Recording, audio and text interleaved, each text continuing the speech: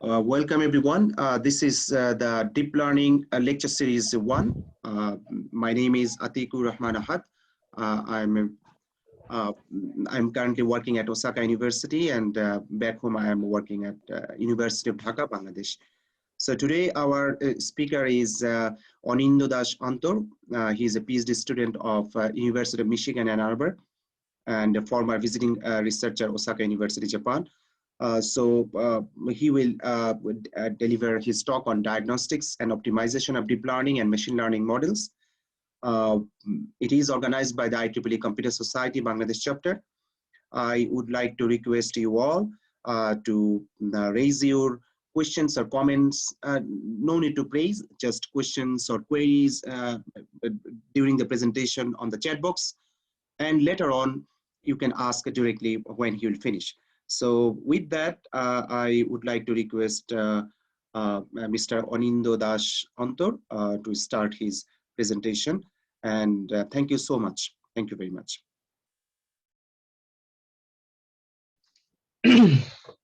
Yeah, thank you, Ahad Sensei, for the nice introduction. So today I will focus the talk on like diagnostics and optimization of deep learning and machine learning models. So I assume like we already know like how to build this kind of machine learning and deep learning models, but like I guess like there is a gap for the procedures that we follow to optimize this kind of algorithm. So I will try to focus on these parts mainly in this talk. So get vaccinated, people, and like I really hope this pandemic will end soon, and I will try my best to make this talk like less boring.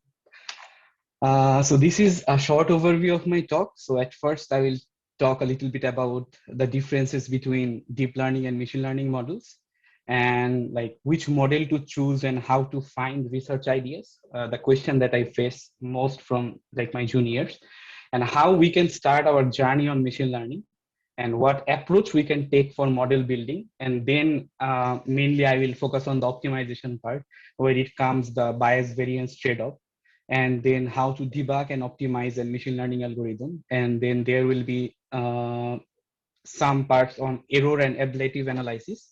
And at the last, if time permits, I will give some tips for like reading and writing good papers, and tips for like people who are currently looking for machine learning based jobs. And finally, I will like surely answer some of the questions that I will get from you. So this is a like basic neural network. So we know that like neural network forms the base of a deep learning model, which is a subfield of machine learning where the architectures are inspired by human brain. So neural network takes in the data, and like the model is trained to recognize the pattern, and finally the output is predicted. And there is a hidden layer, or there can be like multiple hidden layers in basic neural network where the computation and other processings are done. So this is a like short video on deep learning basics, which I would suggest people to follow later on. And here is also a link of my another talk on deep learning. People who are interested on learning the basics of deep learning, I would encourage them to like go to this link and see this talk later on. So the first part is like, what is the difference between deep learning and machine learning? So we can see in a general machine learning model, we have our input data, and then comes the feature extraction part where the human knowledge is required. Then the learning is done, and finally we get some output at the end. So this is a detailed machine learning architecture where we can, for example, this is for the sensor-based domain where we can get data from smartphone sensors, and then we perform some kind of pre-processing, for example, like noise filtering or like segmentation. And then it comes the feature extraction part and feature selection part where we require human knowledge. So basically here the features are extracted, and like they are handcrafted or they're engineered by experts, or like people who are expert on a specific domain. And then it comes the classification part. So whereas if we focus on the deep learning based model, so here the features are learned inherently in the hidden layers. So we do not actually need to provide handcrafted features in this case. So this is one basic core difference between a machine learning architecture and a deep learning architecture.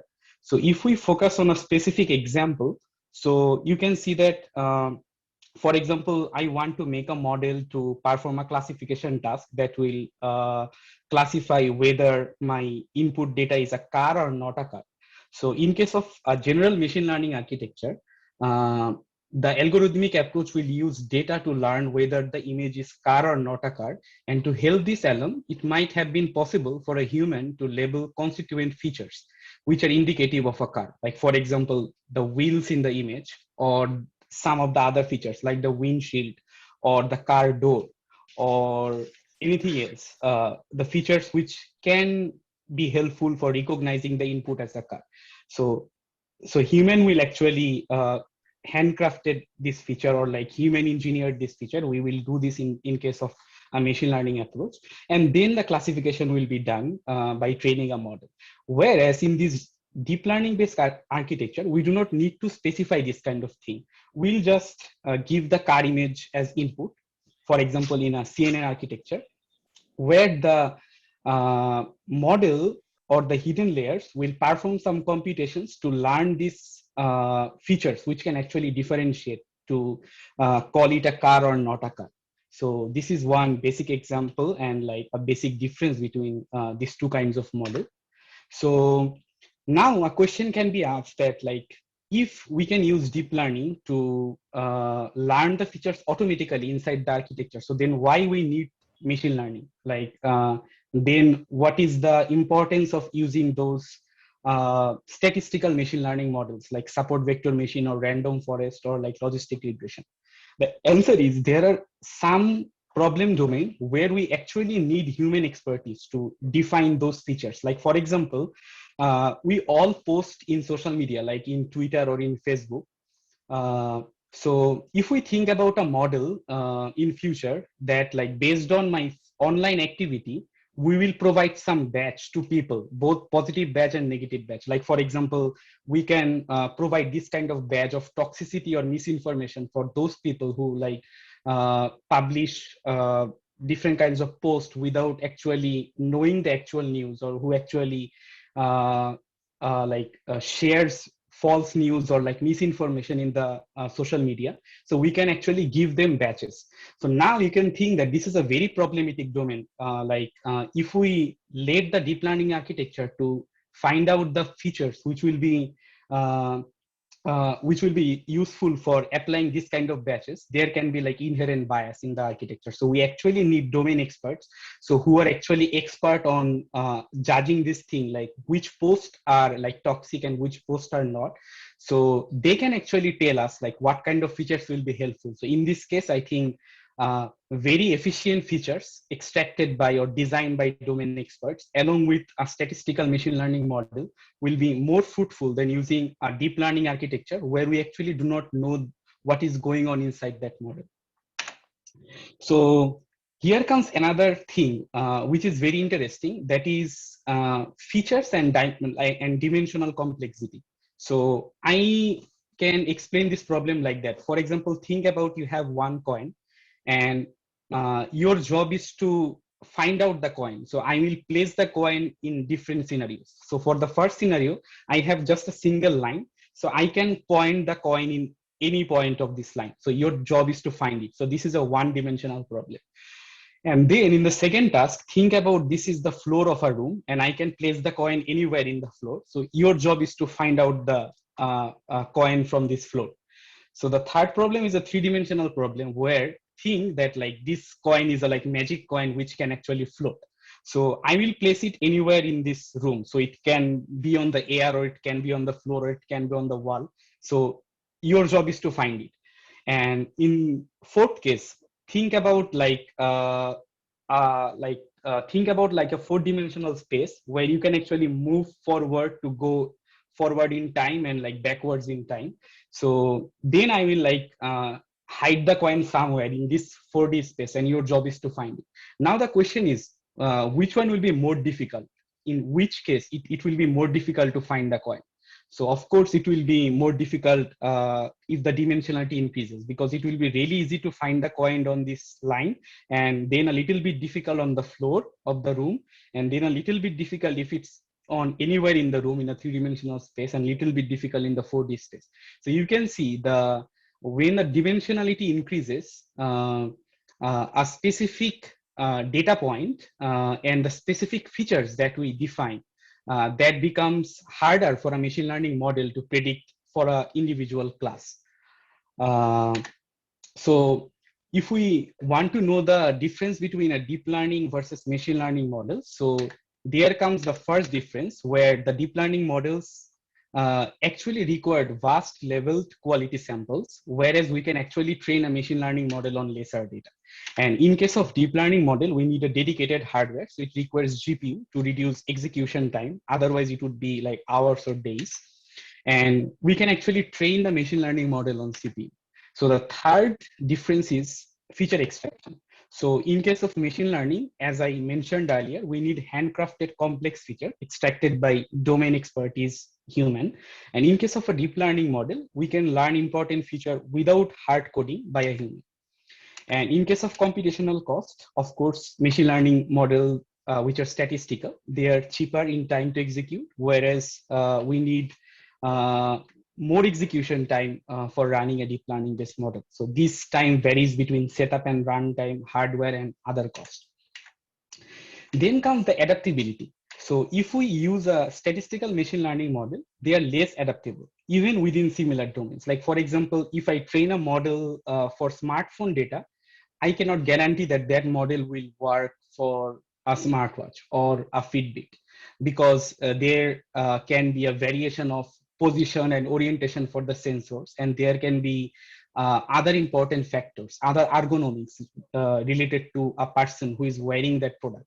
So statistical machine learning models are less adaptable, whereas deep learning models offer more adaptability to different domains and applications. Like for example, if we train a deep learning model based on the theory for the domain of speech recognition, then we can actually also apply the same model or the same theory we can apply for natural language processing, and that wouldn't be too challenging because the baseline knowledge is quite similar. And the last difference that comes, that is interpretability. So interpretability means how and why the machine learning model arrived at an outcome. So as I said earlier, in case of statistical machine learning, we require human expertise to design those features which will be fed to a machine learning model. So they are easily interpretable. We actually know in case of machine learning model better why the machine learning model arrived at a particular outcome. Whereas in case of a deep learning approach, they are less capable, or we call it a black box problem. But there are like many research going on to also make those deep learning models more interpretable. But in general, machine learning models, which are statistical, they are more interpretable than the deep learning models.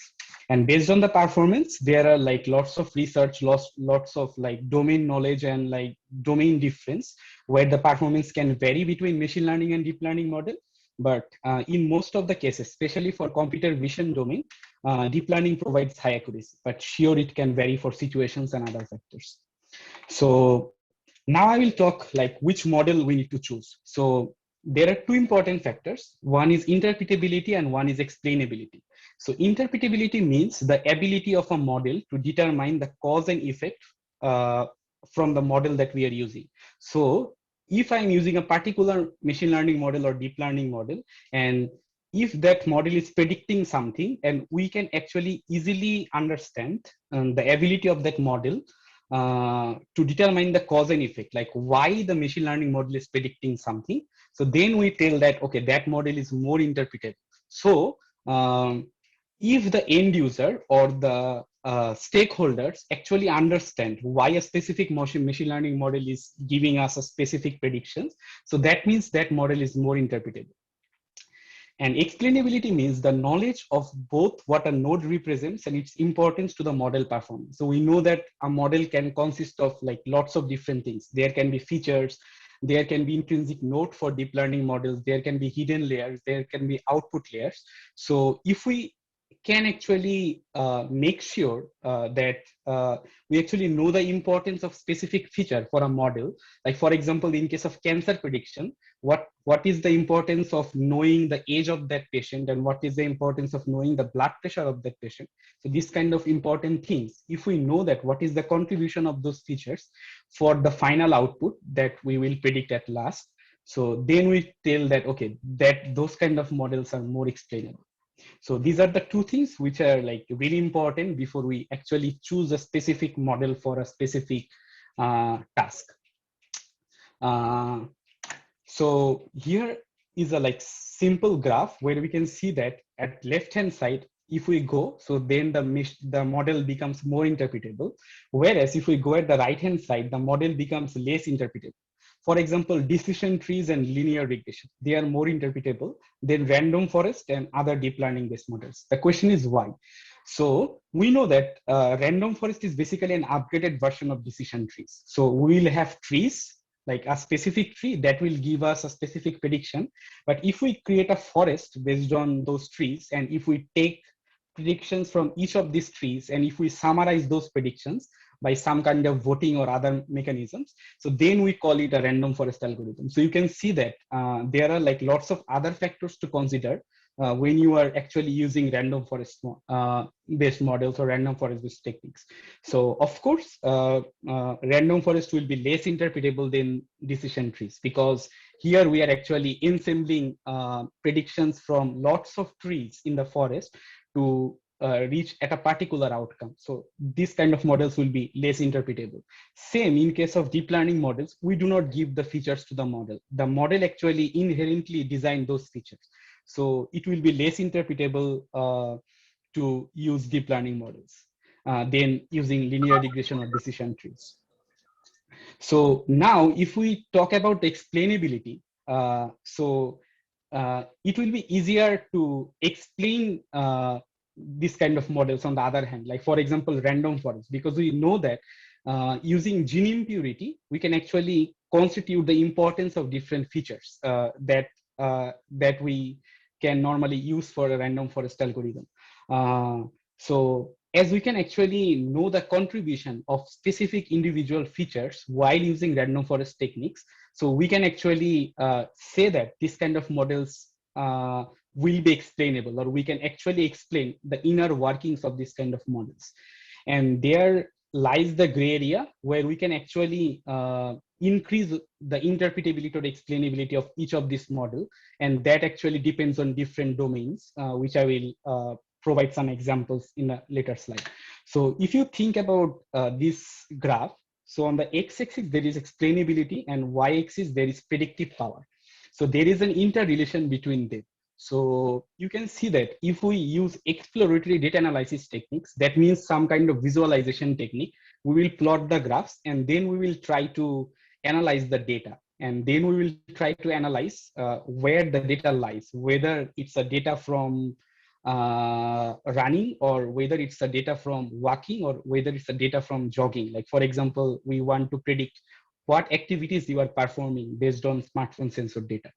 So if we just plot the data and analyze them, so then we can actually offer better explainability, because then we can actually explain specific individual instances by plotting them or visually analyzing them. So that will offer better explainability. That's why it's on like most right side of the graph. But the predictive power will be very less for this kind of algorithm. Whereas if we use deep learning model, the predictive power will increase, but the explainability will decrease, because you will not be able to tell why the machine learning model is actually giving you a specific prediction. And supervised machine learning models like random forest, or like decision trees or logistic regression, those kind of models are in the middle. They offer like moderate predictive power, and we also offer like we can like offer like moderate explainability. And there lies other models where we can actually improve the explainability of those model by considering some of the factors, like if we try to explain the predictions, like why that model is predicting something, then it will increase the interpretability. If we can explain the inner workings of the model, that will actually increase the explainability of a model. So this is the domain where I'm currently working on in my PhD. So there is another thing to consider while choosing machine learning models, that is inherent bias in the model. So there can be racial bias, there can be gender bias, and there can be some other type of bias, like if you design a specific machine learning model without considering some factors.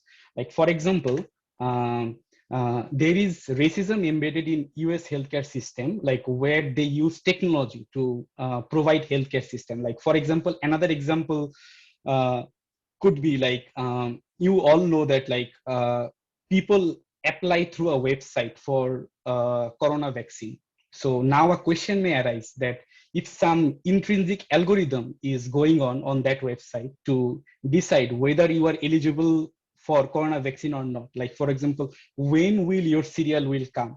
So some kind of algorithm is deciding that, right? Based on your age, based on your gender, based on your race, maybe some other factors. So think that that algorithm is biased. What will happen? Like for example, what if in your training data, you have provided more examples from a specific race or gender onto that algorithm. So when the algorithm will predict that when will your serial come for the corona vaccine, it may predict that, okay, based on your race, it's giving you some different outcomes. Like for example, it may happen that a specific algorithm is showing that, okay, your serial will be later just because you are a woman, or your serial will come late just because you are in the minority race. So this may happen, and like this may happen willingly or unwillingly.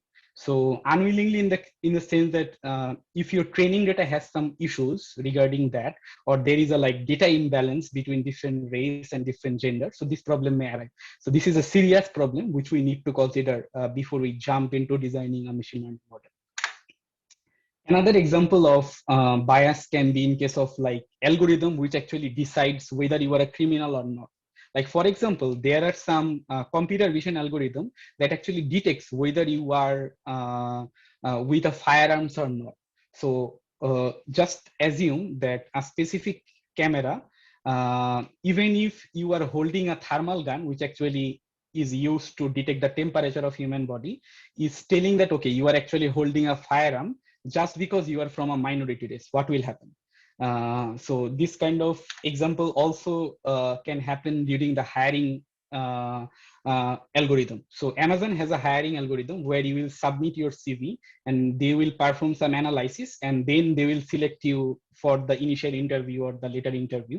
So this is a report that has showed that just because most of the male people applied earlier in Amazon, so that's why their algorithm is inherently biased to male people. They choose a male person's CV to give like higher importance than a CV from a girl or from a woman. So this is another case of bias in machine learning models where research is currently going on. And this is another example that I just give, that algorithms which are deciding who gets the first vaccine, should we trust them or not? So here comes the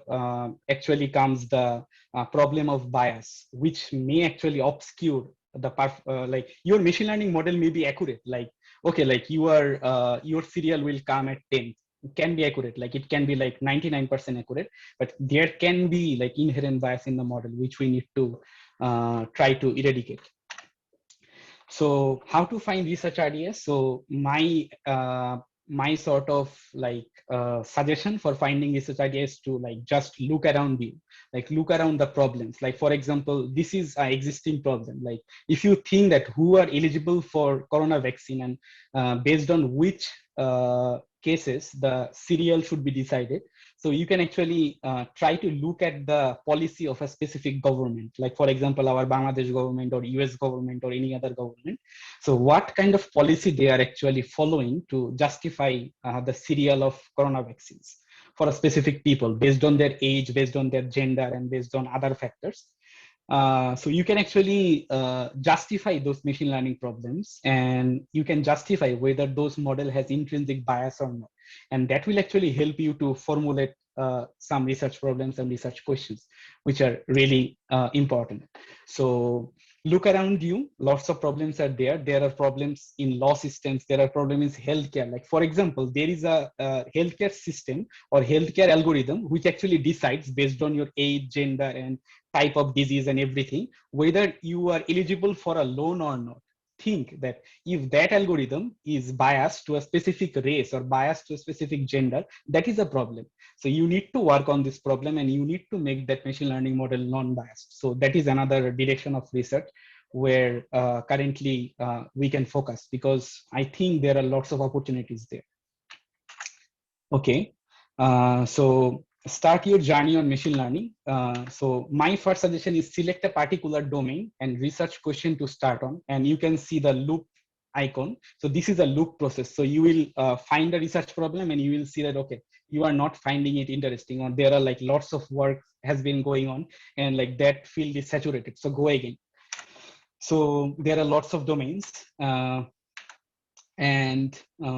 Then the next step is to collect a data set, but it's a quite lengthy process. So if you are a beginner, just you can search some publicly available data set on that research question. Like for example, you can actually, if you want to work on the problem of who are actually, who should be actually eligible first for corona vaccines. So you need some information. Like for example, you need to know the gender of that person. You need to know the age of that person. You need to know whether that person is a smoker or not. You need to know whether that person has any heart disease or not. So all the important factors, all the important data, you need to know about that. So you need to search whether this kind of data are publicly available or not. And based on this, you need to do some literature review. So what are the steps? So go with POS method. So this is a method suggested by my advisor here. So this is called promise, obstacle, and solution. So promise describes the broader impact that the work could have on society, and like your work should explain why the work is worth doing. So this is the promise. So you need to know the promise of your research idea. Then you need to find the obstacles. So obstacle actually summarizes why the work has not already been done. Like for example, what are the lackings or what are the gaps that this work has not been done yet, and what had to be done to make this promise a reality. So these are the obstacles. And solution is the work that will be proposed by you to solve that specific obstacles or like multiple obstacles. And your solution should summarize this fact that the promise that you gave earlier, that okay, that will be helpful towards humanity, your solution should support that fact. So this is the order of like doing a literature review or like formalizing a specific problems where you may work on. So the next step is to summarize and sort in a spreadsheet. So you can summarize all the available methods that has been like proposed within that research domain, and the core contribution from other researchers, their performance, their publishing year, and their journal and conference team. So you can actually sort using these facts, which will be really helpful when you will write your own paper later on. So then you need to be a reviewer and identify top 5 contribution of those papers, individual papers. So this will be an easy task because like those papers actually mention their contributions in those papers. But the next task is to find lackings or drawbacks or gaps of those papers. This is a tedious task. So when you will try to find lackings of that paper, you will identify that, okay, this paper is actually talking only good things because like this paper has been published earlier, right? So you need to find the lackings also. Then what you need to do, you need to implement few existing methods on the dataset. So this will actually help you to follow 2 purposes. The first purpose is you will start your journey on that research domain, and that will be a good warm-up. And the second purpose is that will be helpful for your paper, because in your paper you need to write the related work section and introduction section. So if you already implement few existing methods, so then you can actually compare your proposed idea with those methods, like why your method is better or like works fine. And then for multiple data sets or a single data set, you need to find research questions and write an overall POS, like the promise, obstacle, solution, the thing that I said earlier for the literature review. So you will find the promise, obstacle, solution from existing papers, and then you will write your own POS, like what promise you will now propose and what obstacles are there from existing papers and what solution you may propose. So as I said, promise must have some impact in the real world. And in case of writing the obstacle, you can actually follow this order, which I do. So like, for example, I sort them based on the year, like those existing papers. And then I find that, okay, that 1990 paper that proposed a solution one for a specific problem one. So this problem was the very initial problem on this domain. So this problem got solved by this paper. But this paper also had some drawback, like some problems this paper could not solve. So that is the next problem, which is problem 2. So this problem 2 has been solved by another paper, for example, in 1992, after 2 years, and they provided another solution, which is solution 2. And then it will go on, and at last you will find that, okay, now at 2021, there is a latest solution for a problem like problem 10. But when you will write your paper, your related work should actually follow this chronological order, like where the problem actually started, what solution was proposed for that problem, and what problem this solution had, and then what solution proposed later, and then it will go on, and then it will come some latest problems which has not been solved yet. So those will be your obstacle to propose some solution. And then you can actually focus on those problems to provide some kind of research ideas. And then you can actually follow through, like what solutions was proposed earlier for the earlier problems, and what steps they have been taken to propose those kind of solutions. So that will actually give you an idea where you should focus on in this domain to get a like good promise, or like get a good solutions. And I say a lot of time that we are doing research not for writing papers. A paper we can only write when we have found something in our research. So the goal should not be that, okay, like I need to write a paper, so that's why I'm doing the research. That should be the opposite thing. Like I am doing research and I have found something interesting, and I have actually proposed a solution for that interesting problem. Now I want to let the other researcher know like what kind of methodology I have come up with. Then that is the step of writing the paper. So it should not be the opposite. So I think like it should follow through from the starting of like doing research. And then from this part of my talk, I will be a little bit technical. So I will try my best to like explain these technical things so that like every people know who have like beginner knowledge too. So now it will the talk will actually focus on the approach for model building, like how we can actually build a machine learning model or a deep learning based model. So the initial approach for model building is like, from this point, I assume that, okay, you have fixed your research question, you have fixed your domain, like where you want to perform the research, and you have already collected a data set, or you have actually found out a publicly available data set that you can work from this point. So this is your original set. And we all know that, okay, the original set needs to be divided because we need to train the model, we need to validate the model, and then we need to test the model. So I will give some brief knowledge about like what these things are.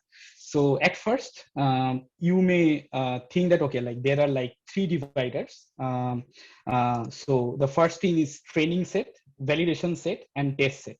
So training set is used to train a machine learning model. So you have a specific model, so you will feed it with the training data, and the model will learn the knowledge from your training data. So actually you will not actually feed the raw data, you will actually feed some features to the model if you are using a statistical machine learning model, or you will actually directly feed the raw data if you are using a deep learning based model, the training set. And then you have now your trained machine learning model with the training data. That is your trained model. You have the model. For example, think that, okay, I name it the model M, or like model M. That is my training model. And now you need to validate it. Now most researchers do some like bad things here. They directly use the test set to evaluate the model, and they find some performance. Like for example, your model is giving 90% performance on some kind of classification task or some other task. And then what they do, they actually tune the model. They change some parameters of the model and then again use the test set. And then now the accuracy has increased a little bit. For example, 90.5% or 91%. Then they again do the parameter tuning and again use the same test set to see what the performance is. And then they, for example, they found 92% and reached to a threshold. They report this 92% accuracy as the test accuracy in the paper. And the thing is, if anyone sees this thing, like they will directly reject the paper, because this is a like complete overfitting, because you are using the same test set multiple times to actually increase the performance. So actually, if you think that like what is the problem here, so I will just give a basic example. Like think what is the purpose of like building this model, so that like in the later on in the future you can actually pass this model to a real world, and where new data will come and the model will actually work on those new data to give some predictions. Like for example, you build a model to predict whether a patient is in a risk of cancer or not. It's a binary classifier. Either it will say yes or no, or like it can also be like not a classification task, a regression task. Like okay, what would be the like cost of a flat based on different kinds of feature. So you need to identify the cost. So these are real world problems. So you need to build a model which will work in the real world environment where you do not know what kind of data will come. Like any new patient can come with any like different kinds of combinational features. So if you use the same test set again and again and you report the final best accuracy in the paper, that means your model is not generalized. That means if you put your model in the real world environment, it will not perform well. Then the question is then what we can do actually. So then comes the purpose of validation set. So like forget about your test set. You will not touch the test set until like you are done like training your model and tuning your model. So the first step is take your training set, train the model, and now this is your model M. Now you need to validate it. Like why you need to validate it?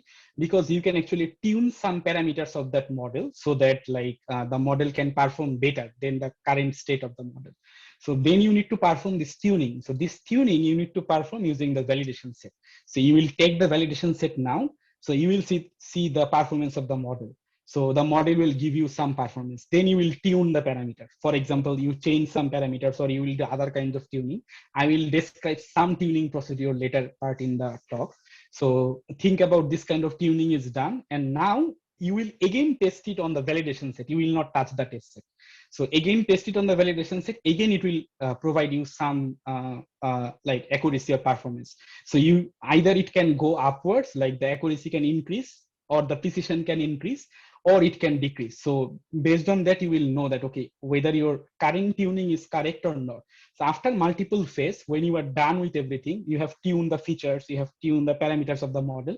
Now you are like, okay, now you are done. Like now you do not have anything to offer more for bettering the performance of the model. So at last you are done, and then you will get the test set, and then you will feed it to the model, and then you will find one specific performance, one specific accuracy, one specific precision for your final model, and then you have to report it. So this is like the representation of real world data. So if you think of like how the Kaggle competition works, so they will never give you the test sets. They will only give you the train and validation set. The purpose is similar. So every team will develop their model. They will train their model using the train set. They will tune it multiple times on the validation set, and then they will give the model to the stakeholder. Like for example, now I am giving the model to a hospital that, okay, see, this is my model which can actually predict the risk of cancer. So this is the final model. I have tuned it, and there is nothing much I can do now. So then the hospital will actually finally implement the model in the real world scenario, and the new data, actual patients who are coming, those are the actual test data. So your test data should represent those groups. So if you like use the test data to tune the model, so then this is wrong, because then you will see that, okay, your model is bettering, but in the real world, it will not work. So you need to be very careful while doing this and while writing a paper. Otherwise, like the reviewer will directly reject your paper, because that will be complete overfitting. Okay, I hope you understand this. So Now there is a problem. The problem is like there are also like questions by splitting the dataset into these three, like training, validation, and test, because there are some dataset where you will have like very few samples. So if you like divide the samples into three stage, you will see that, okay, there are like, first of all, class imbalance. You will see that, okay, in the validation set, there are like very few samples of like positive class and like huge amount of samples of negative class. Like for example, think about a classification task of classifying between dog and cat. So you may see that, okay, like the data set is so small that in your validation set or in your training set, there are like total 100 samples. And among 100 samples, 97 are cats and only 3 are dogs. So then your model will not learn to like classify cats, because like there are like very few samples. So this may happen. So another kind of like thing that you can do is that's called cross validation. So there are like different kinds of cross validation. So I will like try to like touch on like specifics of each of these. So the first one is leaf p out cross validation. So this works like this. For example, you have like 100 samples. So you will keep like p amount of samples out of your training procedure, and then you will use the rest of the samples to train your model or like validate your model, and then you will use the like left p samples to finally test it. But the thing is, this p amount of samples may vary. Like for example, in the first iteration, you will take, like for example, the value of p is 5. So you will take the first 5 samples out and train based on the rest of the 95 samples. You will train it, and then you will use the first 5 as like test. And in the second iteration, you will choose another 5. Like this can be like randomly done for another 5, and you will take those 5s out, and then you will actually test it. And at last, you will actually report the average accuracy for each of these 5 samples for each of these iterations. This is called like leave p out. Leave one out is like basically leave p out where the value of p is 1. So leave one out cross validation is basically done for subjects. Like for example, you want to identify the activities, and in your like training data, there are like only 10 subjects. So you will at first, like for example, those are numbered from 1 to 10. So in the first iteration, you will take number 1 participant out, like train your model based on the left of the 9 participants and test it on the 1. And in the second iteration, you take the second participant out, like train it on like 1, 3, 4 to 10, and then test it on the 2, and then it will go on. So this is called like leave one out. So this is a like animation. You can see that each time the model is getting trained, the blue number of participants is out, and the rest of them are used for like training. So this is called leave one out. And then comes the holdout cross validation. So holdout cross validation is the same thing that I showed in the earlier slide that we normally do, that we will like split the data set into 70-30, for example, in the train and validation data. And I am assuming that the test data is completely different. Like that data is not given to you. That will be like real world case, or like that you have like at first you have like omitted it. Like for example, the total sample was 100. You have omitted 5 samples, and rest of the 95 you split it on like 70-30. But in case of holdout, you will do it like multiple times. So at first you will choose in the first iteration 70% data, put it on training, the rest of the 30% and test. In the second iteration, you will choose again 70% data, but this time like some other 70% of the data will be chosen. So you will do it multiple times, and then you will report the average so that your model is representative of the whole data set. That is called the holdout cross validation. And then comes the repeated random subsampling validation. So here, actually, before like explaining this, I will explain the k-fold cross validation first.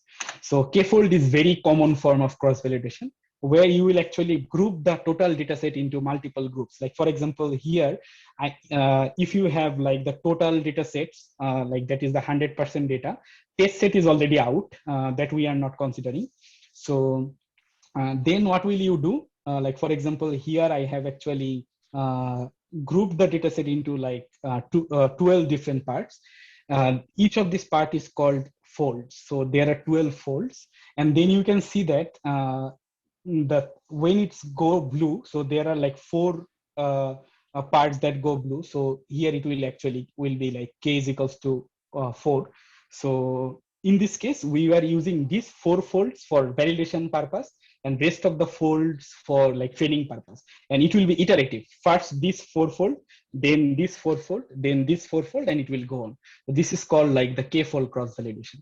So the difference between repeated random subsampling and k-fold cross-validation is, you can see that in this k-fold cross-validation, if your k is more than 1, that means 2, 3, or 4, 5, and 6. So these folds are like adjacent. So I will choose adjacent folds as the number of folds.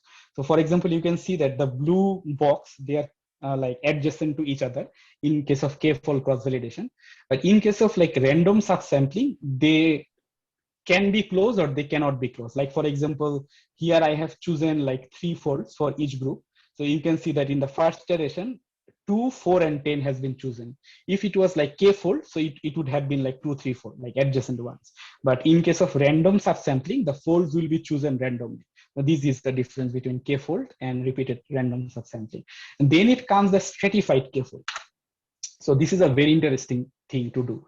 So when we will use the stratified k-fold, so you can see that when we perform the k-fold cross-validations, we are not actually taking into account how many classes are being chosen for that specific fold that are going for the validation.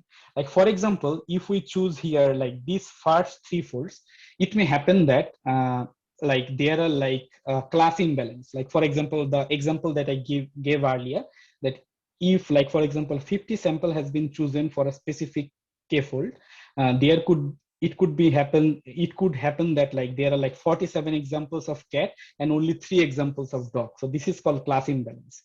So this is a very like problematic scenario for a machine learning model. So when there is a class imbalance, in case of stratified k-fold cross-validation, we only choose the folds where the classes are distributed proportionally. So for example, we will choose only those folds where there will be equal number of examples for cat and dog for each of these folds.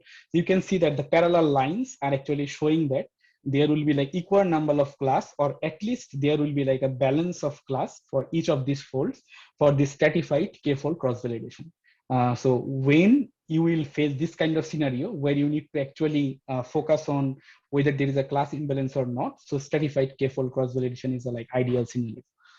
And then comes the time series cross-validation. People who work with time series data, like for example, the work that I currently do in my PhD, all of those data sets are time series based data sets. So in this case, time series cross-validation is a very important thing. So what happens is like, you need to actually focus on time. So what is time series based data? So the data actually changes with time. Like for example, acceleration. So in case of acceleration, if you see the graph, on the x-axis, there will be the time axis, where with time your acceleration may change, and that actually decides whether this acceleration is denoting walking pattern or whether this acceleration is denoting running pattern. So in this case, what we do actually, so this is the first iteration. You can see that the yellow one is the validation. So what is validation for my current iteration? That will be used as training set for the next iteration. So T4 is used as validation for the first iteration, and T1, T2, T3, this time series data, they are used for training. In the next iteration, this T4 has been passed to the training set. In the next iteration, this T5, which has been currently been using for validation, it will be passed to the training set. So this is how the time series cross-validation is done. And finally, there is a nested cross-validation. So all of this cross-validation that I mentioned, the k-fold or time series or stratified k-fold, in this case, 2 things are done separately. The first thing is like selecting the training data or like splitting the data. And the second thing is like tuning the hyperparameter. So these 2 things are done separately. So at first you need to split it. When you are done with splitting the complete data set, then you will actually train different models. And then you will actually, based on those training models, you will perform different kinds of tuning. So these 2 tasks is done separately, training and tuning. But in case of nested cross-validation, these 2 things are done together. Why together? Because in case of k-fold and stratified k-fold, we get a poor estimate of the error in case of training data and test data. So to eradicate this problem, we use nested cross-validation, where there are two loops. We can see that in the outer for loop. So in the outer for loop, in the first iteration, we will actually split the data set. For example, here you can see that the yellow one is the validation thing, and the green one is the training data set. And then we will train the model, and then actually in the inner loop, we will tune the hyperparameters for that specific model, for that specific split, and then it will be repeated for multiple steps. So there will be outer loop, which is actually splitting the data set, and there is an inner loop, which is actually optimizing your model, or like tuning different parameters of the model. And like at each iteration, we will keep track of the performance of each specific model. And finally, we will choose the model with the best optimal performance. So that will be my final model, which I will submit in the real world scenario for the test data. So this is how the nested cross-validation is done. So all of these are important for different kinds of environments. So you need to choose the ideal scenario based on your problem domain. Okay, so we are done with the data set splitting thing. So now it comes that what is bias variance trade-off? Very important thing to consider while training a model. So bias variance. This bias and the bias that I mentioned earlier, these two are different things. So that bias was for when you have build the model, then it is biased to gender, race, and different kinds of things. But this bias is a little bit of different. So this bias is the difference between the average prediction of our model and the correct value which we are trying to predict. So if your model's prediction is very far from the actual prediction, so that means your model has high bias. So for example, you input an image of a cat, and the model is predicting that this is an image of a dog. Every time if it's giving wrong prediction, that means your model is highly biased. Bias is very high because your model is not performing well. So high bias is a problem. Okay. So model with high bias pays very little attention to the training data and oversimplifies the model. So that means if your model has high bias, so then it will not actually learn anything from the training data, and it will actually oversimplify the model. So the model will not be actually able to predict the actual outcome. So that means high bias is problematic in our case. Okay. And bias always lead to high error on both training and test data. So I will suggest you everyone to remember this line that high bias is problematic. This is one point that you can note for my future part of the talk. So high bias is problematic, and high bias provides high error for both training and test data. That means in the training set, it will not perform well, the model. And in case of test set, also it will not perform well. So in this scenario, we call that this model has high bias. Okay. So now the variance. Variance is a little bit different from bias. It has nothing to do with how accurate the prediction is. Rather, it has it focus on for example, you give a specific image to a model. It tells that, okay, this is a cat. I do not know this prediction is right or wrong, but this model is telling that this is cat. Second time, you show the same image, and this time the model is telling this is dog. Third time you show the same image, it's telling it's a deer. Fourth time you show the same image, it's giving totally different prediction. So for a specific data sample, if a model gives different prediction at different point for the same image, that means the model's prediction varies. That means the model is not stable. That means the model has high variance or high variability, which is also not expected. So high bias is wrong. High bias means the model gives wrong prediction. It's a cat image, it's telling it's a dog image. But high variance means if you show the same image to the model or same data point, at every case of prediction, it predicts some different things. That means at first it says it's cat, again same image it says dog, and so on. So that means high variability. And this is an instance which we called high variance. So high variance is also not good for us. So high bias is bad and high variance is also bad. Now we will see like what model with high variance do. So model with high variance pays a lot of attention to training data and does not generalize on the data which it has not seen before. That means if your model has high variance, you can identify by this, by like, if you show this kind of instance that your model is performing really well on the training data, but your model is not doing well for the test data. That means when it sees a new data, it gives different prediction, like different kind of prediction. So the model's prediction varies a lot. So this is an instance which we called high variance. Okay, so as a result, high variance models perform very well, as I said, like very well on training data. So it has high error rates on test data, but not on training data. In case of high bias, we have like problems both on train and test set. But in case of high variance, we have problem only on the test set. Like it will give you like low performance on the test set. Okay, and there is a like very interesting thing or like picture that we can actually remember to understand this bias variance thing. So that is called the bullseye diagram. Have you seen that? Like we throw the like this kind of arch in the like in the area. So our target is to hit the like middle point. Then that is the goal. So that means if you hit the middle point, that means you have correctly predicted like what was given to you in the input. So that is our task. Okay. So the first image is high bias and low variance. High bias means that your model will not be able to predict. That means if you throw multiple times, you throw every time your arc will not hit the middle points. So that means it's called the high bias. But it has low variance. Low variance means every time you throw, they will be like close to each other. So that means there is not much variability for different predictions. So ideal scenario is we want low bias and low variance. But the first figure here, it shows that it has high bias. Why high bias? Because all of these like throat arcs are not closer to the middle point, but low variance because like each time you throw it, they are closer to each other. That means the predictions are not random, like first time cat, second time dog, no. Like if it's wrong, it will every time it will say that, okay, this is, even if you see the dog image, the model will say cat. And next time you saw the dog, show the dog image, it will say cat. So it will not actually change its predictions. So if it doesn't change its prediction, that means the model has low variance, which we want actually. But in this case, the model has high bias too, because it's not actually close to the target. The second thing is the yellow diagram, it has high variance and low bias. Why high variance? Because you can see that the throat arcs are like quite far from each other. That means each time you ask the model, what is the prediction? The model prediction varies.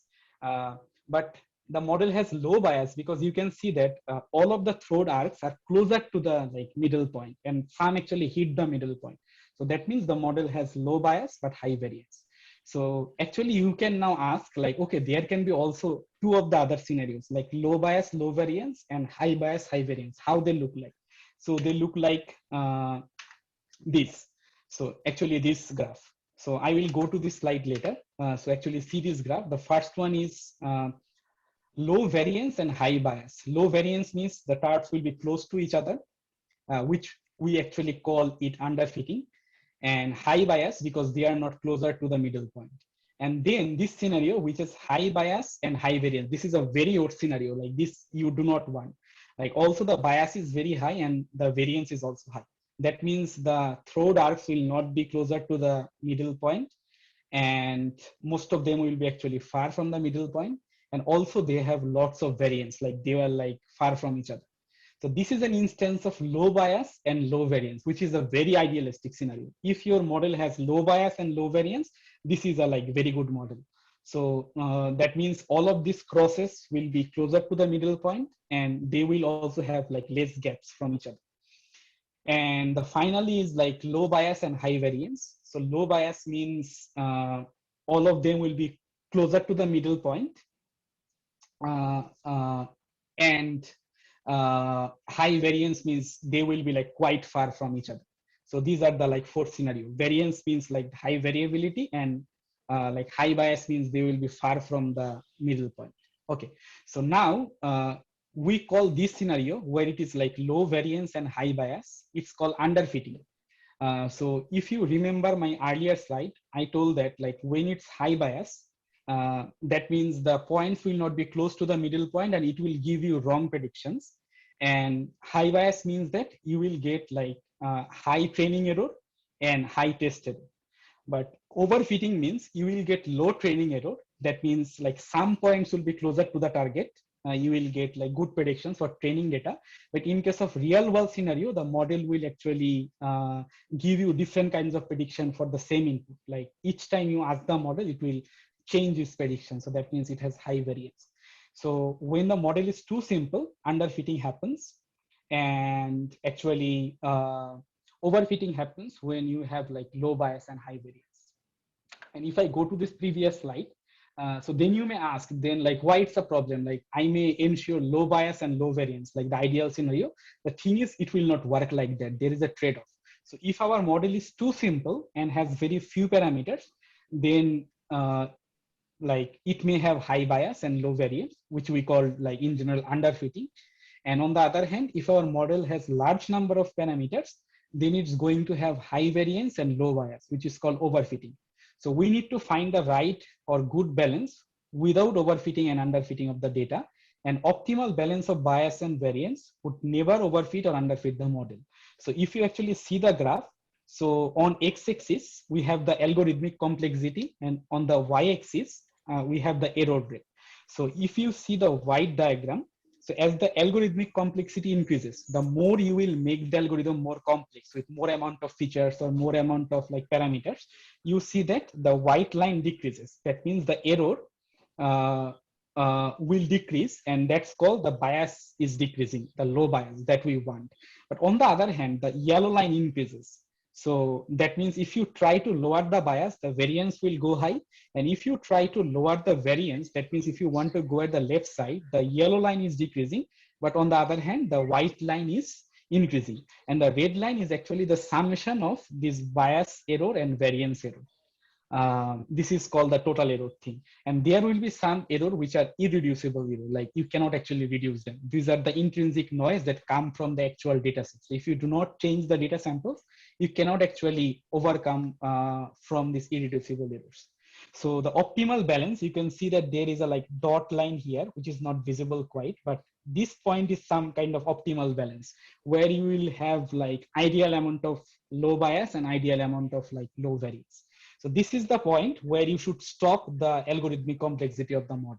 So this actually gives us a like very good takeaway message that always it will not work, that if you provide more features to the model or if you make the algorithm more complex, it will work better. This will not work. So this is the reason why it will not work. You have to like look for the bias variance trade-off. So in future, like I am telling it because like when I was a like beginner in machine learning, I didn't have this kind of knowledge.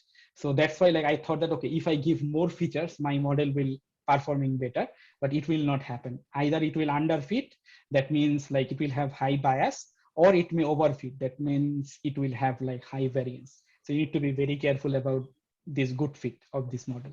Okay.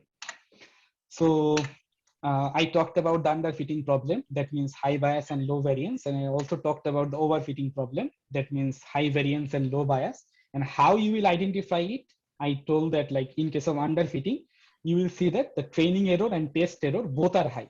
And in case of overfitting, you will find that the training error is low, but the test error is very high.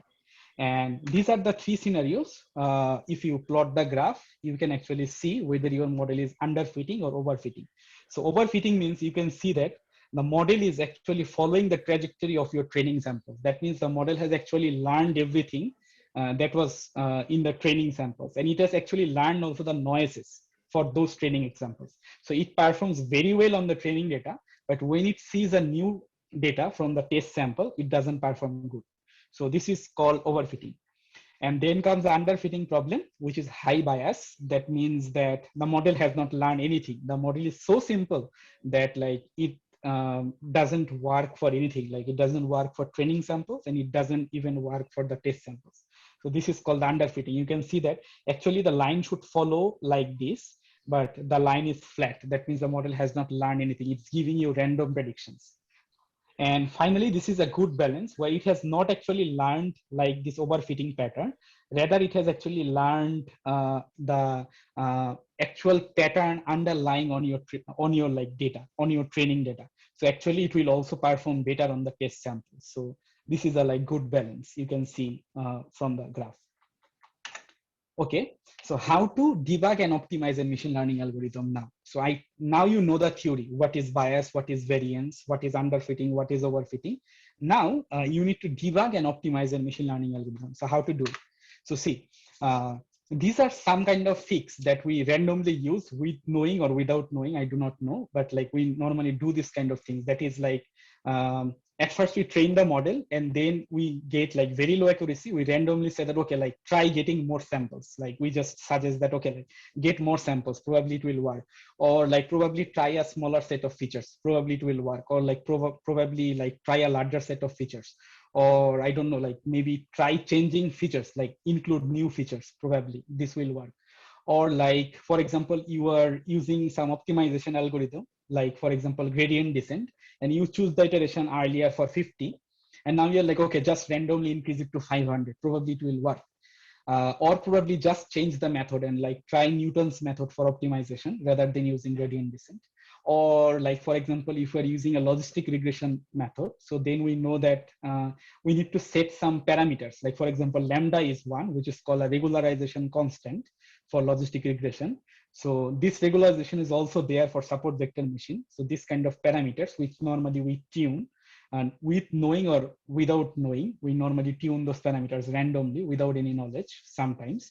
So, and sometimes these fixes may work like for you. Like for example, you tune the parameter without knowing, you do not know anything.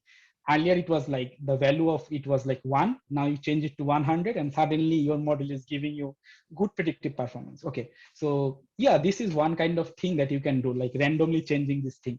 But this is like very much time consuming without knowledge if you do this kind of things, and largely a matter of luck whether you end up fixing what the problem really is.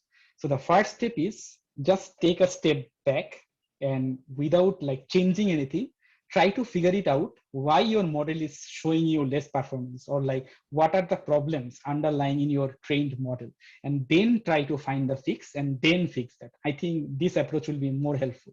So how to do that, I will show you. First, run diagnostics to figure out what the problem is, fix whatever the problem is. Like for example, if you regularized a logistic regression and after that your test error is like 20%, that means your model accuracy is only 80%. That means you need to like follow through that, okay, there is something wrong with my model. So this is just a basic example that like when you need to actually make sure that you need to run some diagnostics. And suppose you suspect the problem is either overfitting, maybe high variance, because you are seeing that, okay, in training set, your model is performing good, but in the validation set, it's not performing good, or in the test set, it's not performing good. That means your model has some problem related to overfitting. Or like, for example, your model has high bias. That means your model is not only performing bad on training set, it's also performing bad on test set. That means it has some underfitting problem. So an underfitting problem may occur because of like lower amount of features. And this is an example of like, for example, classifying whether an email will be spam or not. So this is a high bias problem. So you need to run the diagnostic for variance and bias. So if you see that your model has high variance, that means training error will be much lower than like test error. And if your model has like high bias, then both will be low. Like training error will be high, both error will be high. Training error will be high and test error will also be high. So that means high bias, and that is an underfitting problem. And if your model has high variance, then this is an overfitting problem. At first, you need to identify whether your model has these two problems or not. Okay, so this is the way of identifying this. So what you need to do, you need to plot your model's prediction for training set and test set, or like this is called the learning curve. So you need to plot the learning curve. So in your x-axis, there will be the training set size, and on the y-axis, there will be the error rate. So you can see that in this case, like for example, I have trained a model and I'm seeing this kind of performance. So you can see that the more I'm increasing the training set, the training error is reducing, the test error is also reducing. But there is a problem. So this is my desired performance, the red line. And you see that there is a big gap between test error and train error. So this big gap means that your model has high variance. That means your model is not performing good on test set. So you can see that the training error is lower than my desired error. So that means my training set performance is good, but my test set performance is not good because the test error is greater than my desired red line, that error rate. So that means this is a instance of overfitting or like high variance. If you identify this kind of graph in your case, so you must suspect that your model is going through overfitting problem or like high variance problem. So this is how you can identify like overfitting or high variance. And this is one thing that you can actually do. So basically, for example, think that you have 100 data sets of 16 points from the sinusoidals. So you see the sine waves. So your model is actually trying to plot these sine waves. And you can actually see that your model has very low regularized parameter. So the value of lambda is very low, which is basically 0.00001. So you can see that if we plot those individual 100 samples here, these sinusoidal curves, you can actually see that there are lots of variance in this curve. That means the first curve is like that. The second curve is completely different. The third curve is completely different. They are not aligning properly with each other. So that means each time the model is predicting each of the sine wave, there are lots of variability. So that means your model has high variance. So this is another way you can identify if your model has high variance or not. And if you think that, okay, then what's the condition of bias? So you can identify the bias if you average the predictions for all of these curves. And then if you plot the average predictions of learned models, the red line, so you can see that the average prediction matches closely with your like test data. So that means your model has low bias. That means your model is actually all of the cross that you hit that are going closer to the middle point, but every time you hit, like they are far from each other. Like the first one hits in the middle, the second one is completely far off, the third one is completely far off. That means there are lots of variability, but the bias is low. So this is one instance of that. Okay. So this is an instance of like low bias and high variance problem. I know these are like some math savvy stuff, but I think that like these are very important to know like before you just randomly go with any kind of machine learning. So, okay. So this is just a mathematical expression for like this kind of constant. So if you are using a logistic regression problem, so this will be your like expected weight, EDW, but then you have to add some regularization. So this regularization means penalty or like cost for your error. So this will be your error for like normal regularization part. And then you can add some cost associated with it. That will be the lambda value. So you can see that if you make this penalty very small, so this penalty is just like the traffic surgeon, that if you make some mistake, they will give you some penalty, but that penalty you can set that either it can be a very high penalty or that can be a very low penalty. So you can see that if you set the penalty to very low, so then what will happen? The bias will decrease, but the variance will increase. And this is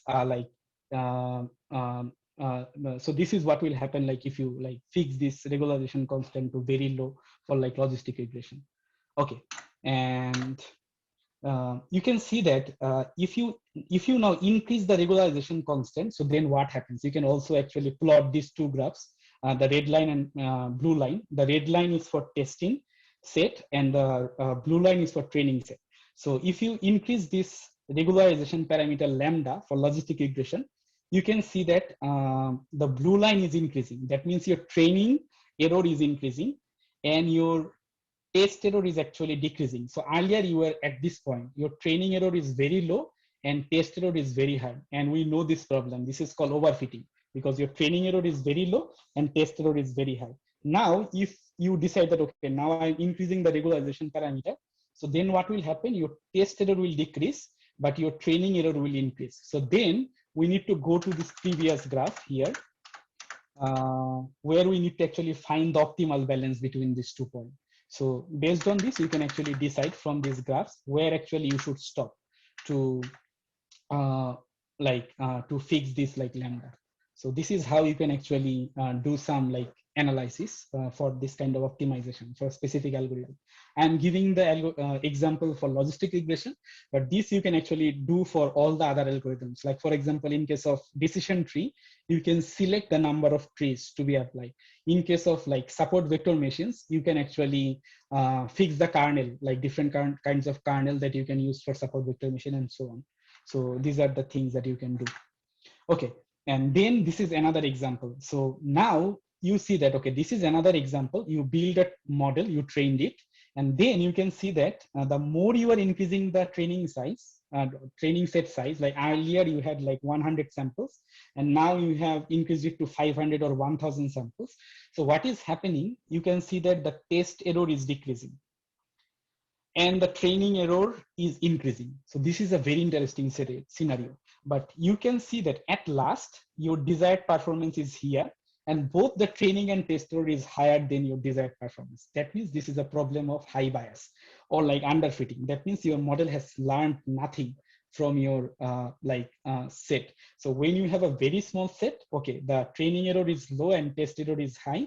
But if you increase the training set, so then like both of the error, like the training error will increase and test error will decrease, but it will not decrease then the like desired performance. And we want to like both of this curve to go down toward this down this red line. So that will be my optimal performance, but here it will not work. So if you have built some model and it has going over underfitting issue, if you randomly just increase the training set size, it will not work. So this is the proof that it will not work. So now, as you know this thing, so before increasing the training set randomly, you have to do this analysis, whether you have underfitting or overfitting. So we can see that in case of overfitting, it will work. If you increase the training set size, the test error will decrease, and actually it will, at last, it will come up to this desired performance at some point. And the training error will also come at this point. But in case of like underfitting, if you randomly increase the training set size, it will not work, because at last, even in this case, you can see that the test error and training error is larger than your desired performance. Okay, so this is another example of like what if you use a very large regularization parameter. So earlier example, we saw that the plotted 100 sinusoidal curves, they were very far from each other. That means they had like high variance. But when we averaged it, the averaged curve actually closely matched this green curve. That means earlier we had high variance but low bias, because the average matched, but they were far from each other. But now they are not far from each other. That means they have low variance. But you can see that when we average, like when we took the average of this 100 samples, it's not matching with the green sample, like which is my actual ground truth test data. So that means, it means that in this case, we have low variance because they are closer to each other.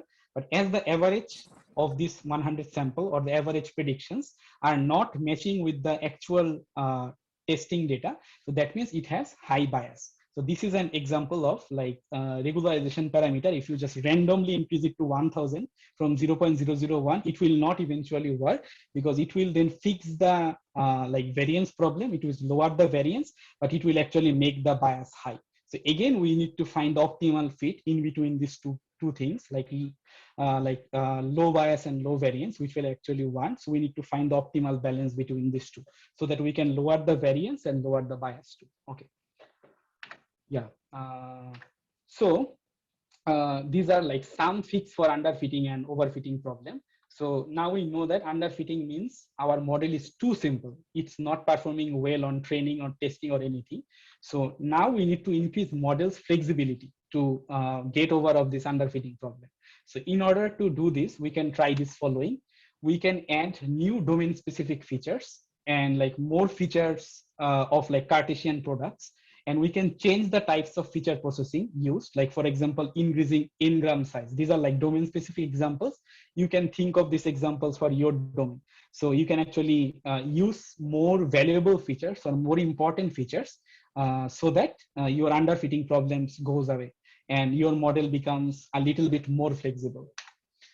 You can also decrease the amount of regularization or penalty, because we see that like when like underfitting means high bias. So for reducing the bias, we need to decrease the regularization parameter. if you think that, okay, your model in case of logistic regression is facing this problem, or for any other statistical machine learning problem, you can actually decrease the penalty or cost for reducing this underfitting problem. And overfitting means that your model is doing well on training data.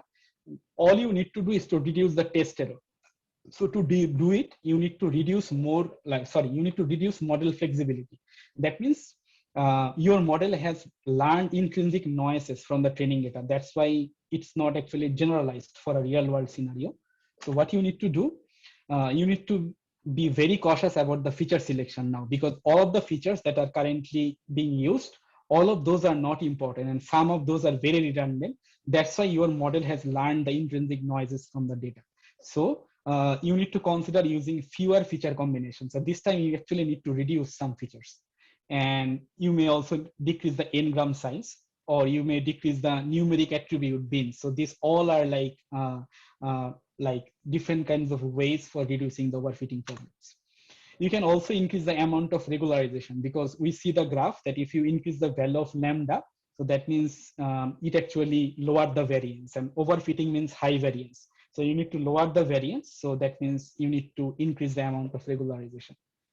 And you can also do cross validation, the thing that I mentioned earlier, that when you will do cross validation, so it will not happen that you are actually optimizing your model based on test set. It will not happen. You will actually optimize your model based on different validation set that you will choose in different iterations. And that will actually help you to make your model more generalized to real world scenario. And more generalized model means that model has overcome the problem of overfitting. And another thing is like train with more data. The graph that we saw earlier, that if you increase the training set size for overfitting problem, that will actually reduce the test error. But for underfitting problem, this hack will not work. So be very, very careful about that. And if you think that your model has poor accuracy due to learning algorithm, and because it did not have enough data to learn from, like for example, if you think that your model had very few sample data, so that's why your model had poor accuracy. So then you can try this fix. You can actually increase the amount of training data examples, and you can actually increase the number of passes on the existing training data. So number of passes means the iterations that you will perform for like choosing the training set and validation set and optimizing the performance of the model. Okay. So there are few fixes to try. The first fixes is for like, for example, that I will like discuss with everyone now. So like think with me. So the first instance is you identified that your model is going through overfitting problem. So what you can do? So you can actually increase the training set size. So that will actually lower the test error, as I showed earlier here in this graph. So if you increase the training set size, it will actually lower the test error. And then it will actually, you can actually overcome from the overfitting problem. But be very, very careful. If your model is going through underfitting, and if you increase the training set size, then the problem will worse, because you can see that then the training error will also increase. So in underfitting problem, increasing the training set size will not work. But in case of overfitting problem, increasing the training set size will help you. Okay. This is the first fix. The second fix is, what if you try a smaller set of features? Like for example, now you have 10 features, and you decide that, okay, what if I reduce the amount of feature, then what will happen? So if you reduce the amount of feature, then it will fix the high variance problem. Because I mentioned earlier that when you have a very large amount of features, then some features are redundant. And because of those features, the model is learning the intrinsic noise from your training data. That's why your model is showing high variance or like overfitting. So if you reduce the feature set, then it will actually help you to fix the overfitting. But be very careful. If your model is going through underfitting problem and you reduce the training set, then it will actually make the problem worse. What if we try a larger set of features? So same, like in case of overfitting, this will not work because your model with current set of feature is already overfitting. So if you increase more features, then the problem will increase, not decrease. But if your model has high bias, which is underfitting, in this case, trying a larger set of feature will make the model more flexible, or like the simplicity will decrease and the complexity of the model will increase, and that will make the model to overcome from this underfitting problem. So you can try a larger set of feature in case of high bias scenario. Okay, the next hack is to try other different features. So for example, you had feature A, B, and C. Now you want to incorporate some additional features D, E, and F, or like, for example, one special feature, which is a combination of B and C. So in this case, it will also help to fix the high bias problem or underfitting problem, but this will not work for the overfitting problem. Okay, then you can actually change the optimization algorithm. Like for example, you can run the gradient descent for more iteration. So it will actually fix the optimization algorithm, and it's not related to overfitting or underfitting, but this will actually help you to fix the any problem that is related to the optimization. The next thing is to try different parameter values in the model, or like changing the objective function itself. So like for example, I gave an example of lambda. Like if you change this parameter value, this will actually help you to optimize the algorithm. But be very, very careful. If you like randomly optimize these parameter values, so then what will happen? It will actually either like increase the variance, or either it will increase the bias. And this is another approach. You can completely use a different algorithm. Then you are actually changing the optimization objective. Like when you are very sure that actually the problem is related to the algorithm itself, the algorithm that you are using.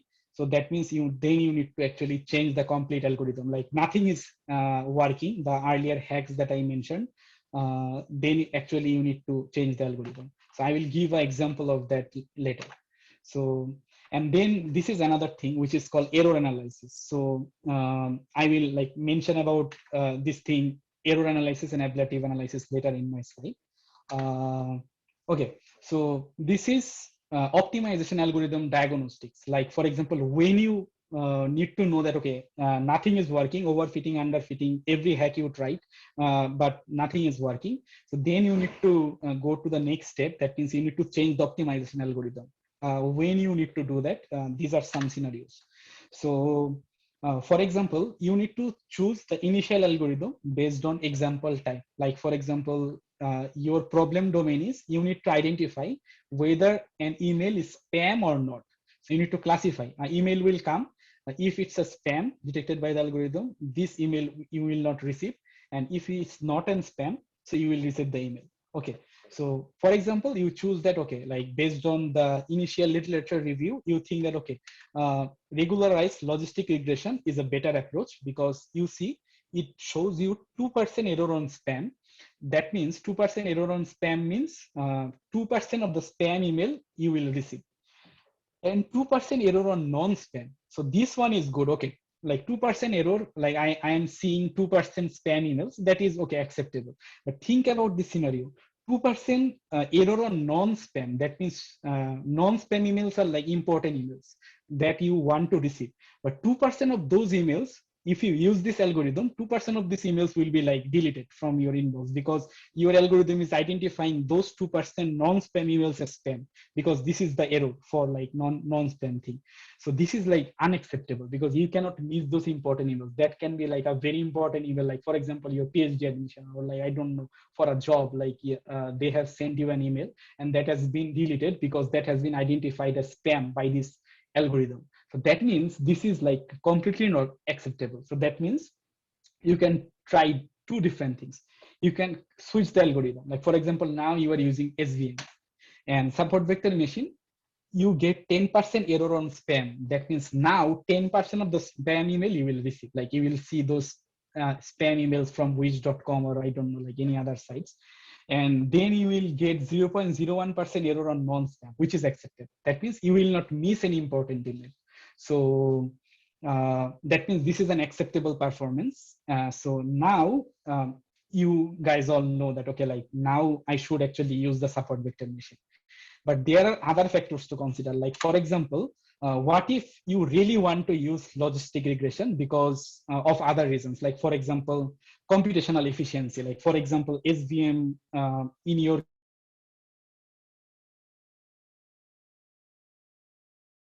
case, for example, SVM is taking a long time to regularize logistic regression is working just fine. Just the problem is on here.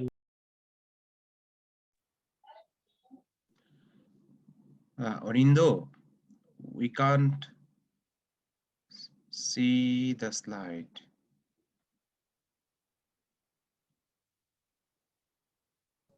So maybe net problem. Yeah.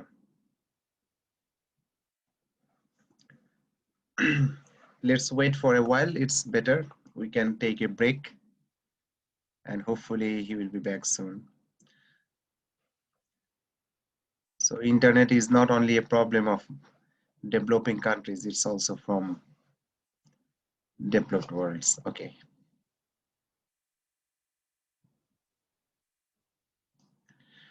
By the way, I mean,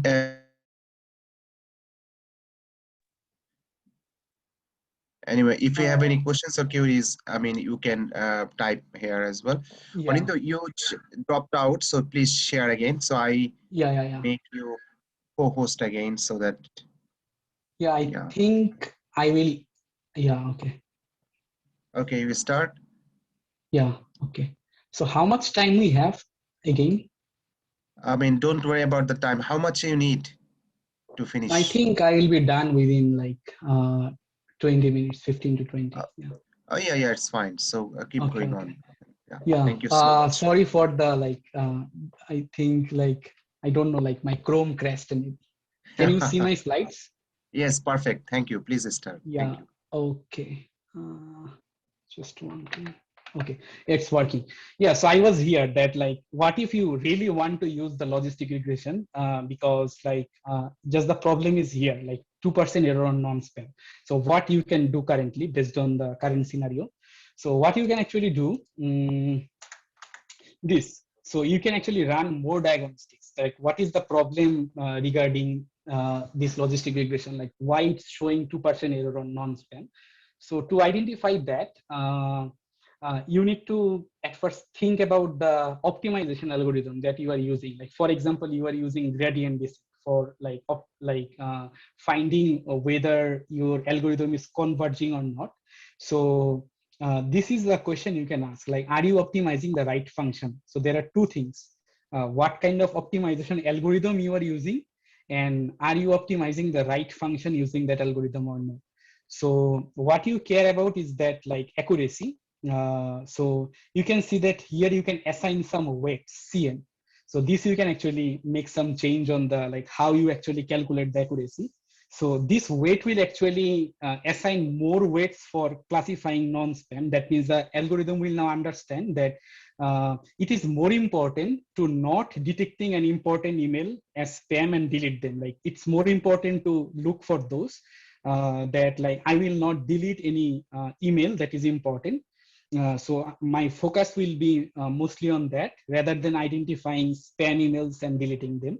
So this is one thing you can fix by assigning weights. So when it will actually calculate the accuracy, the model will prioritize the predictions that if an email is important, I should not actually classify them as like spam and delete them.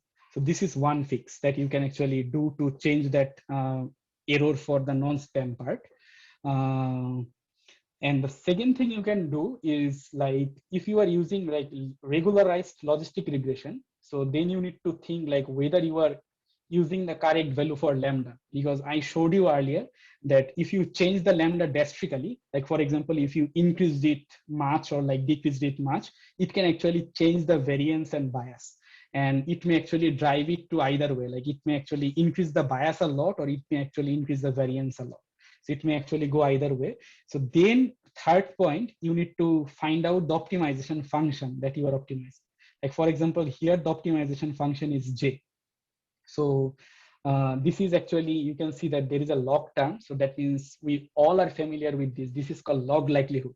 So basically when we actually apply some machine learning algorithms, our main goal is to optimize the algorithms. That means we actually want to increase the log likelihood for that trained model. So here our goal is to increase this optimization function, this log likelihood function based on this gradient descent algorithm. So you can see the graph here. So you can actually plot the graph, and you can actually see that, okay, over the iterations, whether your log likelihood function is increased and it has reached up to a like maximum level or not. That's called the threshold level. That means when it will actually reach the threshold level, we say that okay, it has actually converged. So the first fix you can try is to see whether your gradient descent algorithm for logistic regression is working fine or not. This is the first thing. Okay. The second thing is if you are comparing it with the SVM, so you need to see actually what is happening when you are using SVM and what is happening when you are using logistic regression.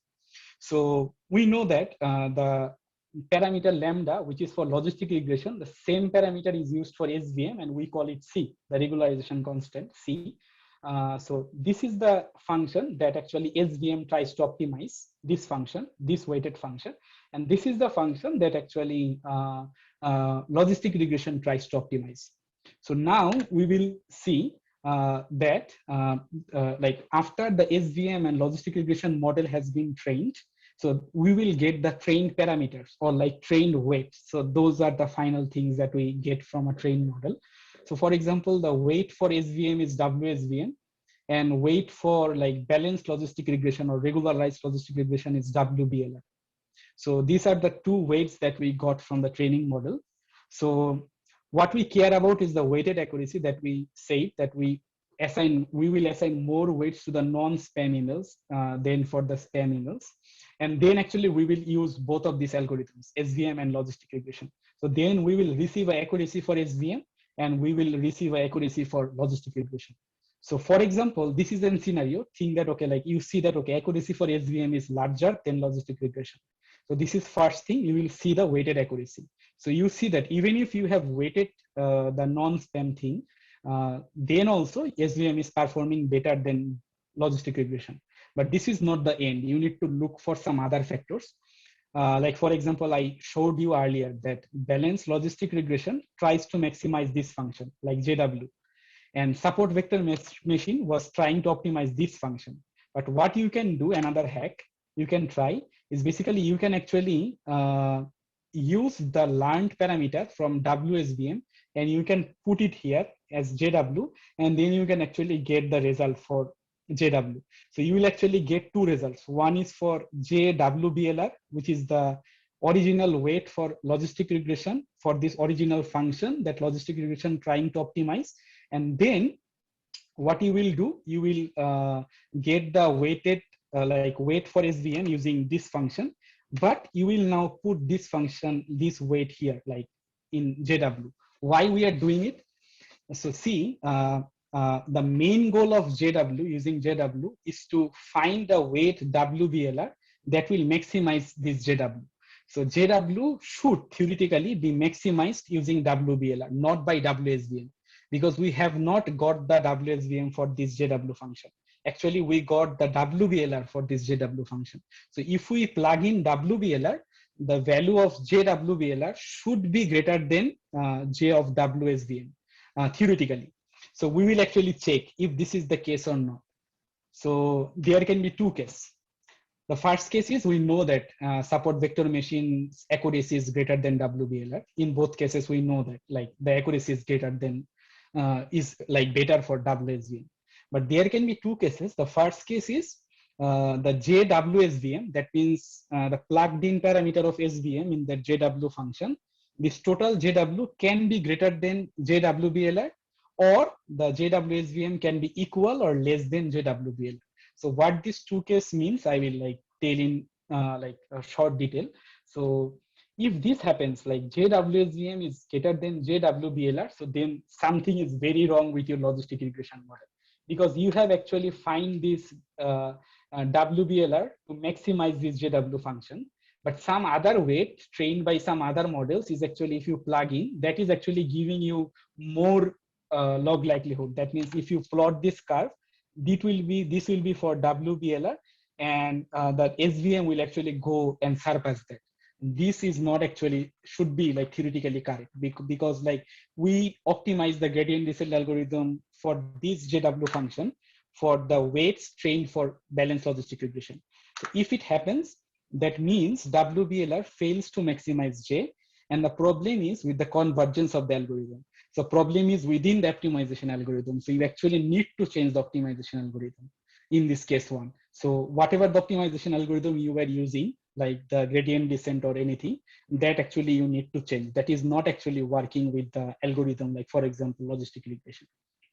And case two, where you see that, okay, yes, the JWBLR is greater than JWSVM. This is correct. So that means your optimization has worked fine. Your gradient descent is working fine. But why then the accuracy for SVM is greater than BLR?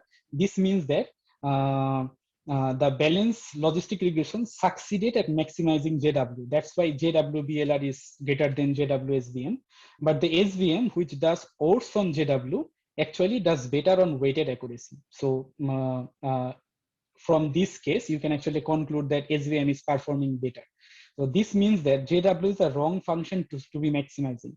So if you really care about AW and using BLR for this case, so then you actually need to change the JW function. So that means the way you have assigned the weights for AW, this is not correct. So you need to actually go for different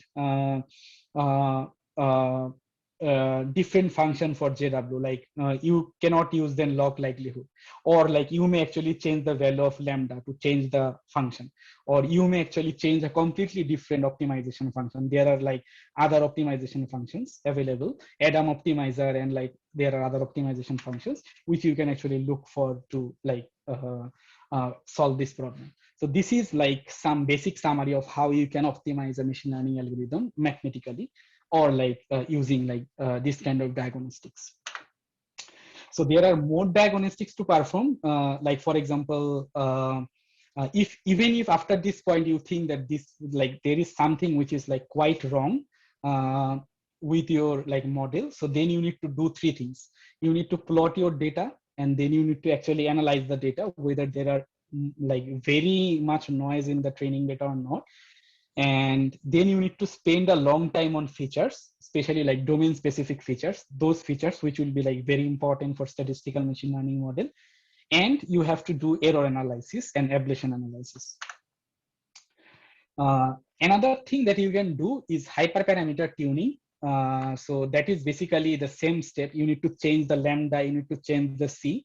But what you can do, you can actually write a code to like try different parameters, because it will be a very tedious job to change those parameters manually. Like for example, at first try a value for C, then again changing the value. So there are like basically three different methods, or like more than three actually, but I will show you like three different methods. One is like grid search cross validation. So what is grid search cross validation? Grid search means you will have a grid of different defined parameters. Like for example, for the value of lambda that I showed earlier, you will have different grids of values like 0.01, 0.1, 0.001, 1, 2, and different values. So from this grid, you will choose a specific parameter, you will train a model, see the performance on validation set, then it will go to the next grid, it will choose a different parameter, it will train the model and see the performance on validation set, then it will choose another grid, see the parameter, and then based on that parameter, it will train a model. And at last, actually, we will find the optimal model with better performance. So this is called grid search cross validation. Cross validation because you are using different grids of parameters, and for each grid, you are actually tuning the model. So this you can also do for deep learning, not only for machine learning. You can actually vary the number of layers, vary the number of neurons and learning rate, and etc. So this is called hyperparameter tuning. This you must need to do on validation set, not on test set. And then you will actually see the performance, and then you will actually choose the model with best performance and best parameters. So in this case, like for example, 92% is highest. So all of the parameters that actually help you to reach that 92% accuracy, those will be your optimal parameters. The second is randomized search. So in case of grid search, you actually define the parameters, like for example, lambda value of 0, 0.1, 0.2. But in case of randomized search, you will define a range or distribution. Like for example, you define a parameter value from 0 to 1. And this is your normal distribution. So you will have a sampler which will actually sample a value. Sample means drawing one value from this graph. So it will actually draw a value from this graph, and it will use that value to train your model. and then it will actually give you some performance. Again, it will sample another value from this graph for that parameter, and then it will train another model and show you the performance. And based on that, at last, you can actually select a parameter which is optimal. This is another method which is called like randomized search. Another method is Bayesian optimization. So the way of work I primarily do in my PhD, I normally use Bayesian optimization. So this is a process where it's a little bit different from random search or grid search. So it actually keeps track of past evaluation results, which they use to form a probabilistic model. And based on that, it actually choose the next parameter. So you actually can recall the Bayesian formula, that like Bayesian formula includes like the probability of A given B.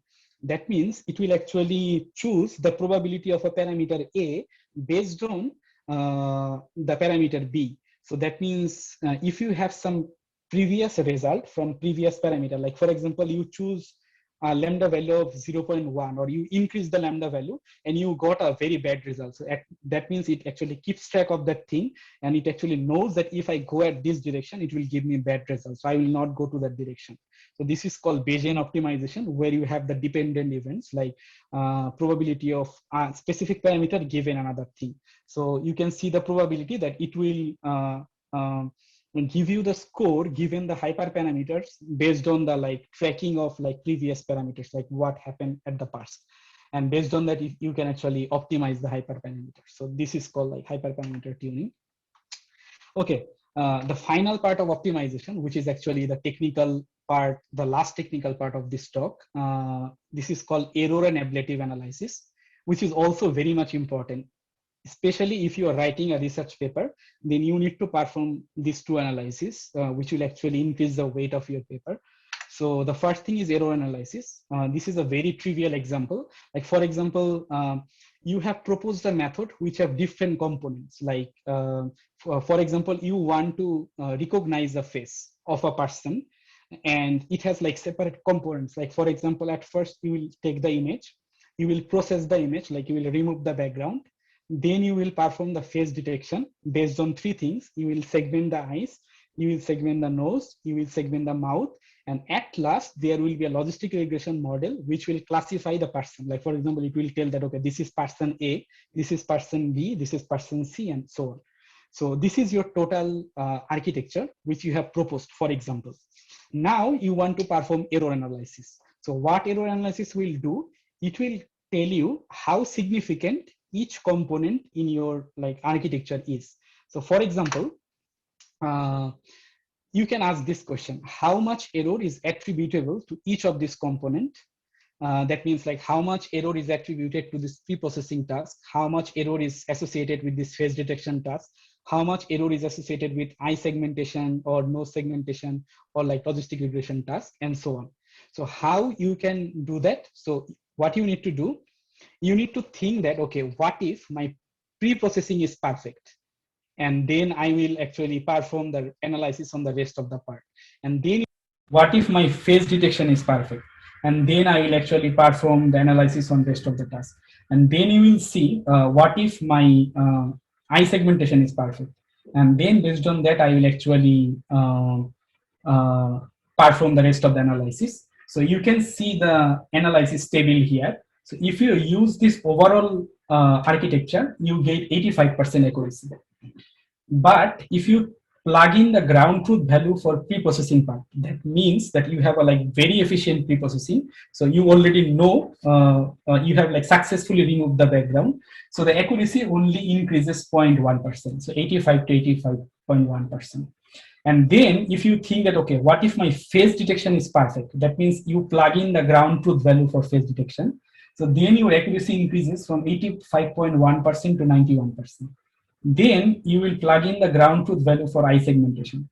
And then you can see that there is an increase from 95 to 96% and 96 to 97% from mouth segmentation. Like if your mouth segmentation is perfect, and if you finally perfect the logistic regression and rest of the things, that means quite sure that you will get 100% accuracy, because then you have plugged in all of the ground truth value for each of the specific level. So you will get the 100% accuracy. So in this way, you can actually analyze the specific part where you need to focus on. So there is a quiz now. just let me know in the chat, what do you think, like based on this analysis table, what is the top priority component you should focus on improving? Like, should you focus more on the pre-processing part, like this part, or should you focus more on the like phase detection part, or should you focus more on the like logistic regression or any other part? Just give me the answer in the chat quickly. I will give you like 30 seconds based on this like improvement in accuracy. No matter it's like correct or wrong, just like guess if you want to guess, or like if you want to okay, pre-processing, I got phase detection, okay, 7, I don't know what is 7, okay, phase detection. Okay, yeah, so the answer is phase detection, because you see the overall system accuracy was 85%. So if you actually correct the pre-processing part, you only get 0.1% of improvement. But if you correct the phase detection part along with like this pre-processing part, then the accuracy jumps up from 85.1 to 91%. That's a like big gap. So that means your contribution should be mostly on the phase detection part, because then you can get like high increase in accuracy, 90, like 85.1 to 91, like almost 6%. Also, there is a like big jump from 91 to 95. That means if you correct eye segmentation and phase detection together, then you will get 4% improvement from this point. But this step is like very crucial. Like this is a very crucial step. If you successfully apply the phase detection part, then you will get a like very high increase in accuracy. So this is how you do the error analysis. Okay, now comes the ablative analysis. So error analysis tries to explain the difference between current performance and perfect performance. That means correct performance is 85%. If you perfect the pre-processing part, you will get 85.1. If you like correct pre-processing and phase detection, you will get 91. So in this case, you can know actually what will happen if you perfect specific component. But ablative analysis tries to explain the difference between some baselines. So baseline means existing base result by other researcher. Like for example, other researcher has proposed method A and you are proposing method B. So method A is the current base. That means that is the baseline. But in general, the baseline will be, just forget it, what I say. Baseline is not the current base. Baseline is the like very initial approach that actually worked on that domain. So that will actually give you very poor performance, the baseline performance. And then you have another thing, which is called the current base. That means some researcher who has proposed a method which is current based on that domain for that particular task. And based on these two things, you need to actually provide some like a proposed framework which actually provides better performance than baseline, of course. And if you provide better performance than existing base, then you will like get a top-notch journal or top-notch conference. But even if like your like proposed method is better than baseline, so that means you know that okay, you have done some work or you have some contribution. So that you can actually do with ablative analysis. So there is an example. Suppose that you have built a good anti-spam classifier by adding lots of like clever features to your like logistic regression model. So for example, you have done spelling correction, you have done sender host features and lots of other features. So the baseline was simple logistic regression model without your these proposed features, and the performance was 94%. And after applying these proposed features, you got 99.9%. So that means you did a tremendous work. So your like proposed method is very good than the baseline.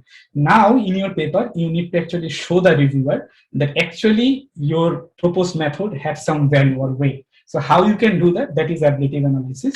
So you will give this kind of table where this is the baseline.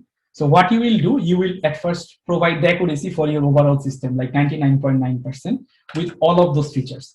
And then you will remove one feature. Like for example, you remove the spelling correction, and then your accuracy decreases from 99.9 to 99%, 0.9% decrease.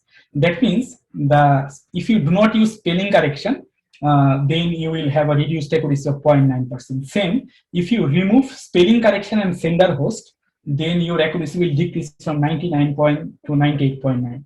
And same if you remove email header, so you will remove one by one feature and your accuracy will decrease, which will actually show the reviewer that see the importance of my proposed method.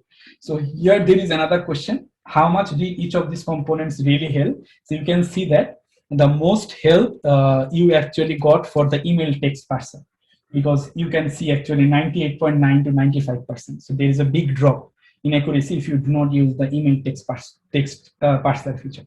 So this is a like way of like showing ablative analysis. So I showed it for a very simplified example for features, but in general, this can also be applicable for a very complex architecture where you have different components for your like analysis.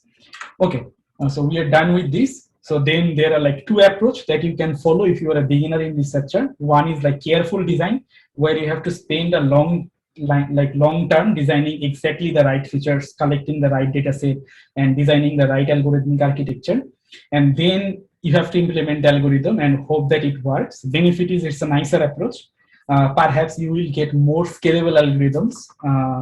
You may come up with new elegant learning algorithms. You can actually contribute to basic research in machine learning. But there is a problem is like it's very time consuming. So if you go for the approach one, it will take a lot of time. So if you have that time, so you are like sure you can go with this. But like my suggestion is if you're a beginner, you should actually go for the approach two, which is like build and fix. That is like implement something quick and dirty, like just build something that is actually showing you some accuracy, no matter like it's 60% or 70%, it's actually showing you some accuracy. Then run error analysis and the diagnostics that I showed you, the bias variance trade-off and all of the other things.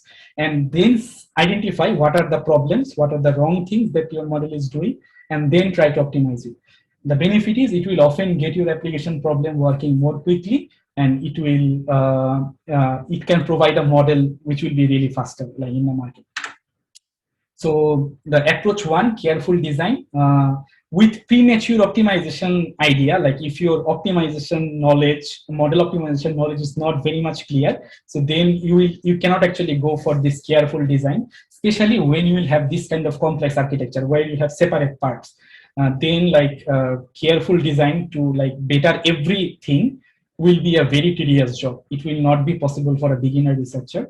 The only way to find out what needs work is to implement something quickly and find out what parts break. But this may be a bad advice if your goal is to come up with new machine learning algorithms. Like for example, I don't know, if you want to publish in PAMI, Pattern Analysis and Machine Intelligence Journal, or if you want to publish in CVPR conference, or if you want to publish in CHI conference, which are like top-notch conference and journals, then maybe you need to go for this approach one, like careful design, where you have to come up with something new, like some new model or some new features, or like totally some different optimization technique and so on. So only then you can actually publish in those journals where you have a very strong contribution. Okay. But in this procedure, I'm mentioning there is a like danger of like over theorizing. So if you put too much focus on optimizing minor parts of your system with premature optimization, so then you will actually run into some problems. Like for example, you want to develop a mail delivery robot, and you actually build like this kind of complex architecture without that much knowledge. Just you have like added some components from existing works, like you actually are doing BC dimension, you actually doing complexity of non-Riemann geometries, you are doing differential geometry, you are doing 3D similarity learning and so on. The problem, everything is good, you are doing something, but the problem is if you do not know what these things are doing, so you will run into some problems. Like for example, if you have a very good object detection platform for mail delivery robot, you actually do not need the color invariance, but you do not know like what is object detection and what is color invariance. So you just added up two components together. But this is not a better approach, because like if you have a better object detection algorithm, you do not need the color invariance thing. Same, like if you have very good convergence bounds for sampled non-monotonic logic, you do not need the complexity of non-Riemann geometries. So these are the things that you should focus when you are going for approach one. Okay, so the summary is like you need to spend time coming up with diagnostics for learning algorithms, and you have to do the right diagnosis. but you have to focus on the risk of like premature optimization. And like if you are a beginner, just go for the quick and dirty prototype. And the final thing is, don't like follow this thing like your beginning of the project is very good and then in the middle of the time and the ending is very bad. So that will actually will not be helpful, like if you want to publish in a very good conference or journal, where they will actually expect you to contribute on some facts, like what is your contribution. You must be clear of that idea. And this is the end of my technical part of my presentation. I have few slides, which I will not go in detail. I will just skim through it. Those are like tips for reading and writing good papers. So you can just see them later. I will give the slide link to all of you. So these are like some tips I have included, how to read a paper, and like how, like what steps you should follow if you are a beginner in coding. And if you do not have that much knowledge, especially if you try to work on this domain of machine learning, you should have like very good knowledge of linear algebra, statistics, and calculus. You have to read papers. So this is what I believe, that if you read steady, consistent reading of 10 papers a week is much better than reading lots of paper in short bursts. So this is said by Andrew Ng. So Andrew Ng said that if you read 2 papers per week, so that means like number of weeks available in a year times 2. So that means almost 100 papers per year. That is a quite achievement than reading like 10 papers in a specific week and not reading anything rest of the week. So this is what you can follow. You have to read papers if you want to do research or if you want to get a good job. And the final thing is for people who are actually looking for machine learning jobs or want to go for a master's degree or PhD degree in like top universities.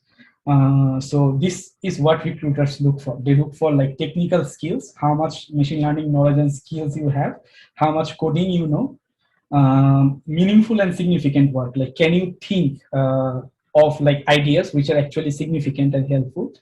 And of course, you need self-development. Like everyone wants a better colleague, like a better person as their colleague, rather than a person who is not, who doesn't have the leadership capability.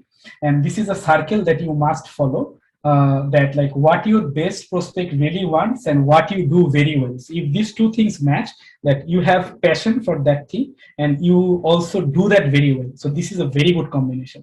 And you also need to do like think of like what your competitors do very well. Like for example, you have high passion for computer vision, but you do not know computer vision very well. So you have high passion for computer vision, but you do not know the computer vision very well. So you are in this spectrum, and there are your competitors who do very well in computer vision. So do not go there. So that will not be an ideal approach. So this is a very good circle that you can follow. I also follow that.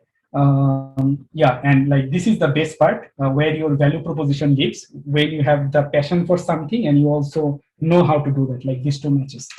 And this is like tips for, there are some tips for writing a good paper. So we have to identify the novelties. You have to be sound in technical terms. You need to evaluate lots of different literatures on that existing problem that you try to solve. And you can also take advantage of like online resources, lectures, conference talks, and Reddits, and etc. And this is the best practices for research. You need to do the problem setting thing quite well. You need to follow the idea and formulation before start doing the research. And this is how you can actually do it. You can actually summarize the best conference name, and then you can actually also look at the submission deadlines, which is very important to follow. Otherwise, like you will not be able to submit in this thing. So if you know that, okay, you have done 70% of some works, which is like technically sound, so you can actually start doing this listing of different conferences and look at the submission deadlines. So then it will actually help you to actually focus on like submitting somewhere and getting that paper accepted. And this is the end of this talk. Like I will at first try to answer some questions which are already in the chat, and if you have any more questions, like feel free to shoot them in the chat. And I know like it was a like very lengthy talk. I'm so sorry for the like disturbance in the middle. And like if you have more questions, if you are not free to ask here, just shoot me an email later. So I will just answer them. Okay, so let me see if there is any question on the chat. Thank you, Anindo.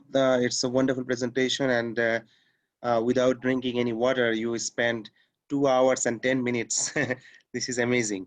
Thank you so much. So we have a few questions from the participants, so you can go, scroll up to the chat box and Yeah, see. actually my headphone ran out of battery. Let me just change the headphone. Okay, okay.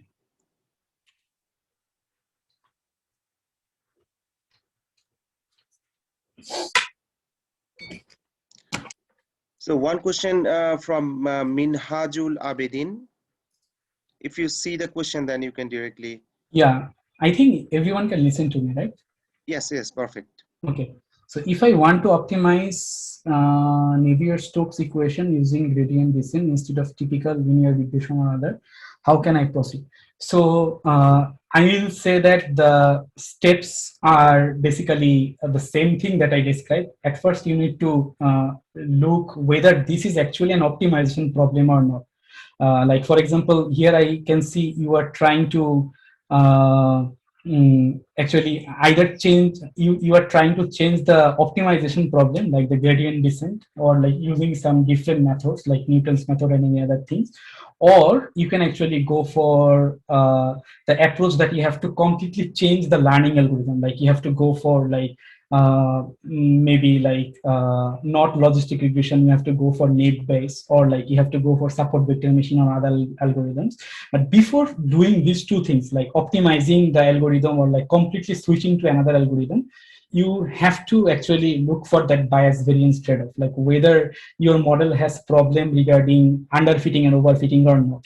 Otherwise, like changing the optimization algorithm may not help. So the first step is to like identify the problem first, and based on that, if you think that okay, like you actually need to change the optimization algorithm, because like I showed one instance of that. Maybe I can go to this slide.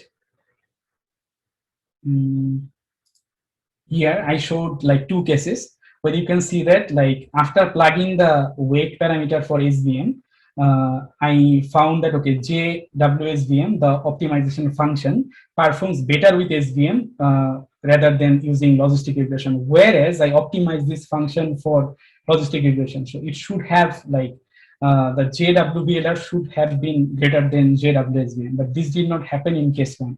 So then I am sure that okay, the problem is with the optimization algorithm, and then I need to actually change the optimization algorithm at this step after performing this diagnostics or this kind of diagnostics. This is one way, but there are like other ways to do that. What should we do if the collected data set from UCI or Kaggle is not fully matched with Bangladeshi based scenario? How can solve this easily? So one thing is you can actually increase the samples. You can upsample or downsample the data set to get more samples, but this is not a very efficient way, of course, because the goal of using a data set or the aim of using a data set is to make them representative of a real world scenario. So if your data set that you found online does not represent the real world scenario that you want to represent for the Bangladesh perspective, then another approach is to like collect data.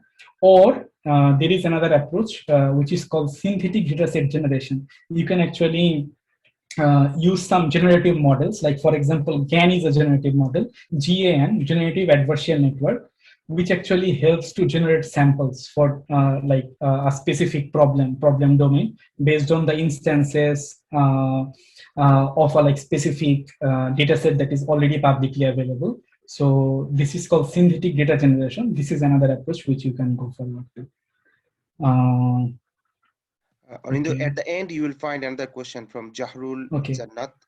When we do research on real data, then how can we compare performance with other approaches?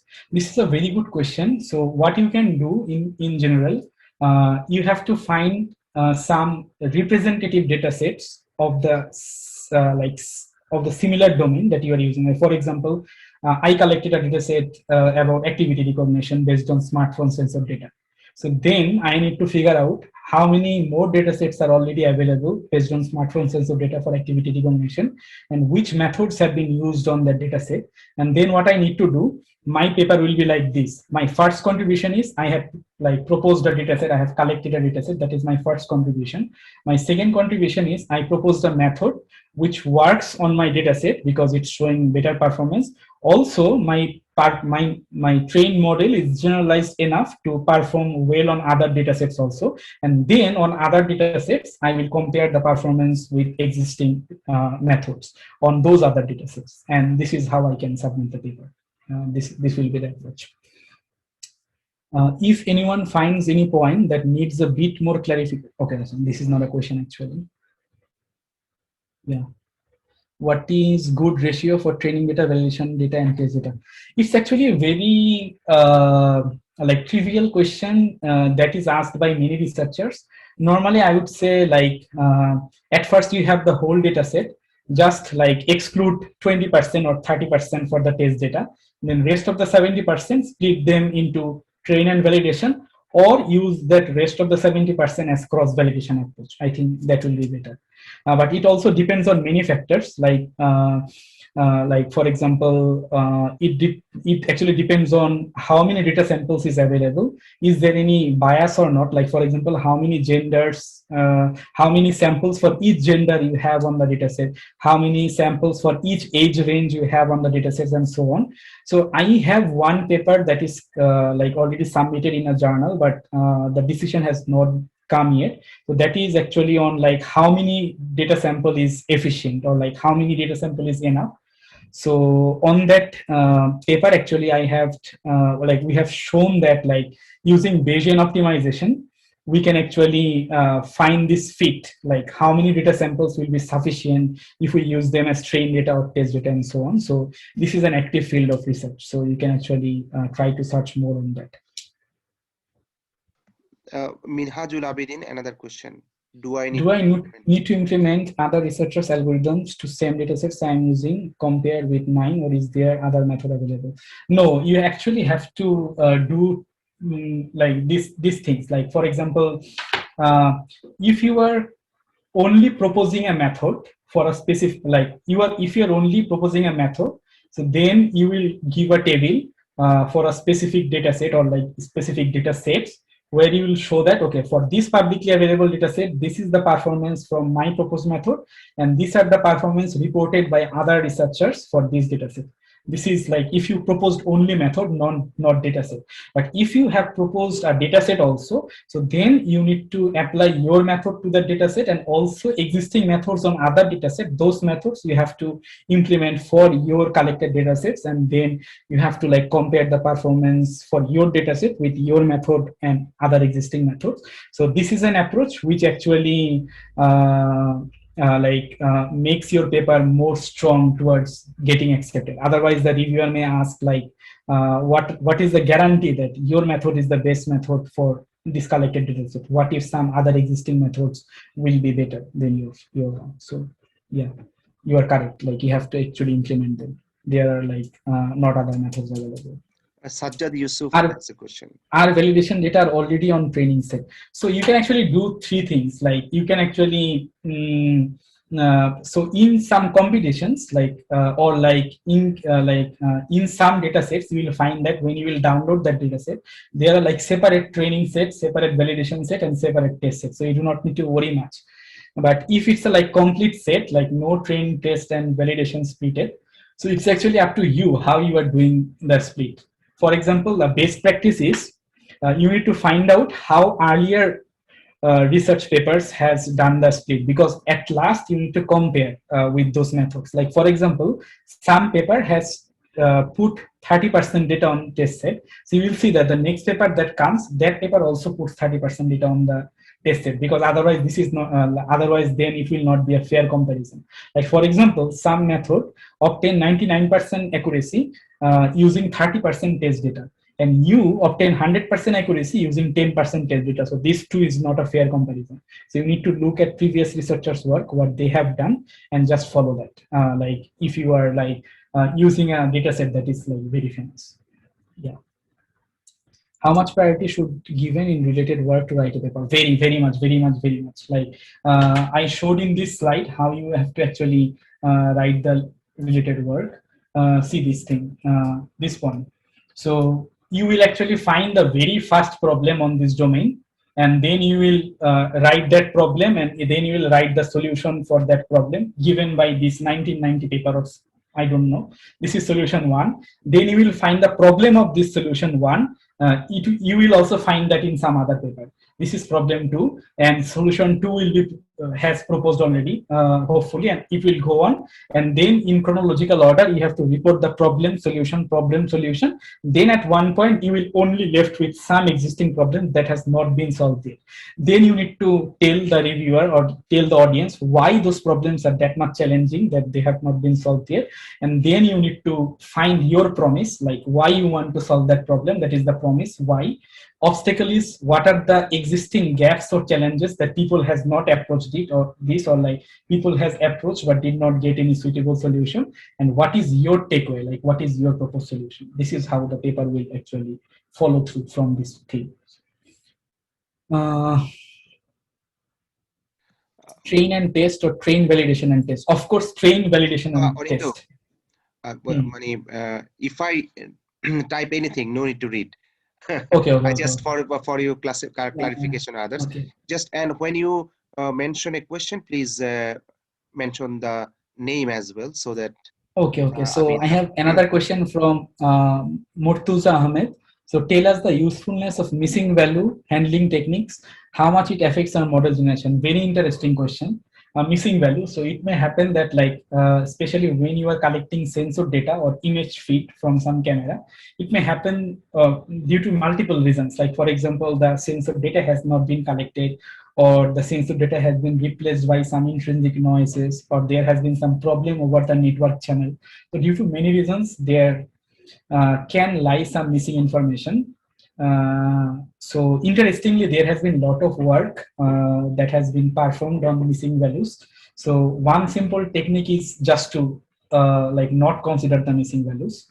This is one technique, one trivial technique, that you will just deduct the missing values, like delete that line and like consider the rest of the lines. Second thing is, you will take the average of the previous line and next line, and then you will put the average value there. This is also another technique. Another technique is, you will train a separate model which will actually try to predict what was the data point for that missing level. That is another approach. And interestingly, one of my PhD work, that paper has a specific part which is dedicated to missing values, but those are a little bit different. Those are like self-reported missing values for medical domain. Like, for example, if you ask a patient what is their pain level or what is their fatigue level, and they are reporting those values using some applications or apps, it may happen that the patient has forget to report the value. So this is quite trivial situation, right? But my research show that like missing value also contains some information. Like, for example, it may happen that the patient is so sick that day that the patient could not be able to report the values, or for some specific complex disease, like for example dementia, where the patient has a behavior of forgetting things, missing value can be a very important indication that, okay, the problem, the dementia problem for that patient is actually letting the patient not reporting the values. So these are like very interesting research work that is going on currently with missing values, which you can actually look more. What is the optimal batch size and hidden layers in an artificial neural network? No one can say. You need to find out through hyperparameter tuning, and that actually depends on like a lot of factors, like what is the domain, what is the data set that you are using, and then what kind of network you have built, then like how much class balance is there for your training data, and so on. So you can actually do the hyperparameter tuning, so which is basically this step.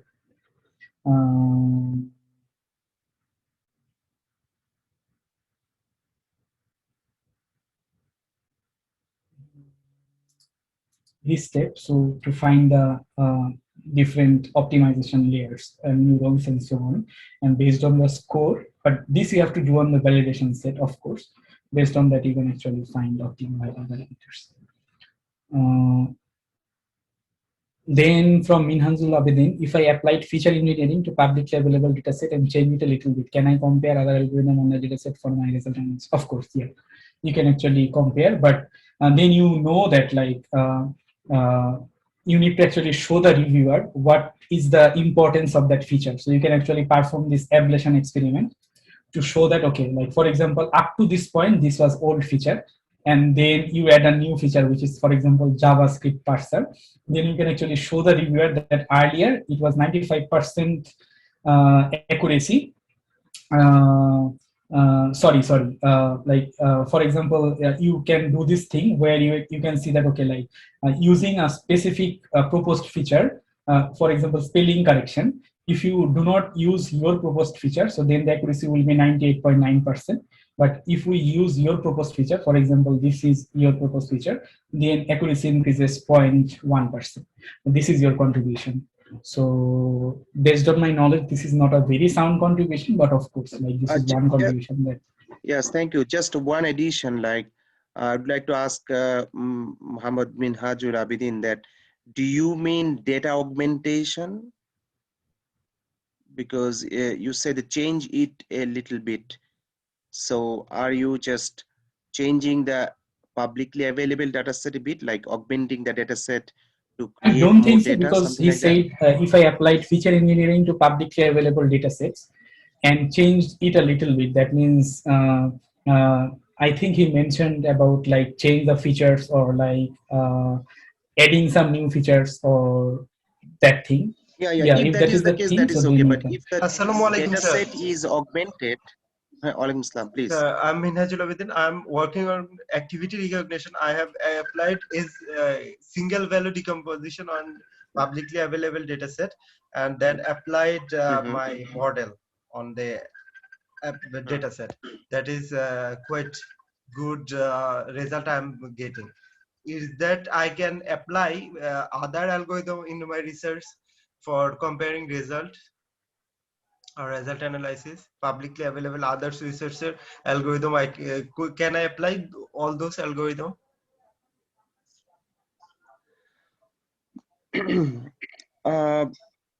I think I need to discuss offline on this issue later in details, but in short, I can say just like this, that, I mean, if you have a data set, which Anindya also mentioned earlier, that if you have a data set and you run your algorithm, whatever modifications you have, and you got a result, and definitely the data set has been explored by other researchers, they have their results, so you can show their results with the publication dates. So that is one point. Another point is that if you have if you modify the data set a little bit, then if you want to implement other methods on the data set, then you can do. But again, let's discuss separately once, okay, with me, so that I can just understand it in a bit more details, because I also work on activity recognition and on Indo as well, but not sure at this moment. Yeah, thank you. So there is a raised hand by Sajjad Yusuf. Please ask your question. Assalamu alaikum. Sir, I am working on a data set where in MATLAB, where I have splitted the data set in training and testing. So when the validation is done, when the training process, so the validation is the testing data, or it's from training. I can't actually getting the testing accuracy. I just getting the training and validation accuracy. So I am just splitting its training and testing. So I am just little bit confused about that. So you can actually follow this approach. So at first you will take that. So at first you will like forget about the test set. Like you will not touch that. So just forget about the test set. That is a separate set. So what you can do, you can think of like you have three sets: training set, validation set, and test set. So then you will take the training set. You will train the machine learning model, that is like model M1 with some parameters that you know, which parameter you have used to train the model. Then you get performance of like, for example, I don't know, 70%. So then this is your training accuracy. So you will report it in your paper that my model's training accuracy is 70%. Okay, then you will take the validation set, and then you will actually apply that validation set on model M1 that is already reported. So you will make a table that model M1 training accuracy is 70%, validation accuracy is, for example, 68%. Okay. Now you think that, okay, now we have some chance to optimize the model. So you tune the parameter, you change something, then you again apply the training set to train this new model with new parameters. So this will be model M2.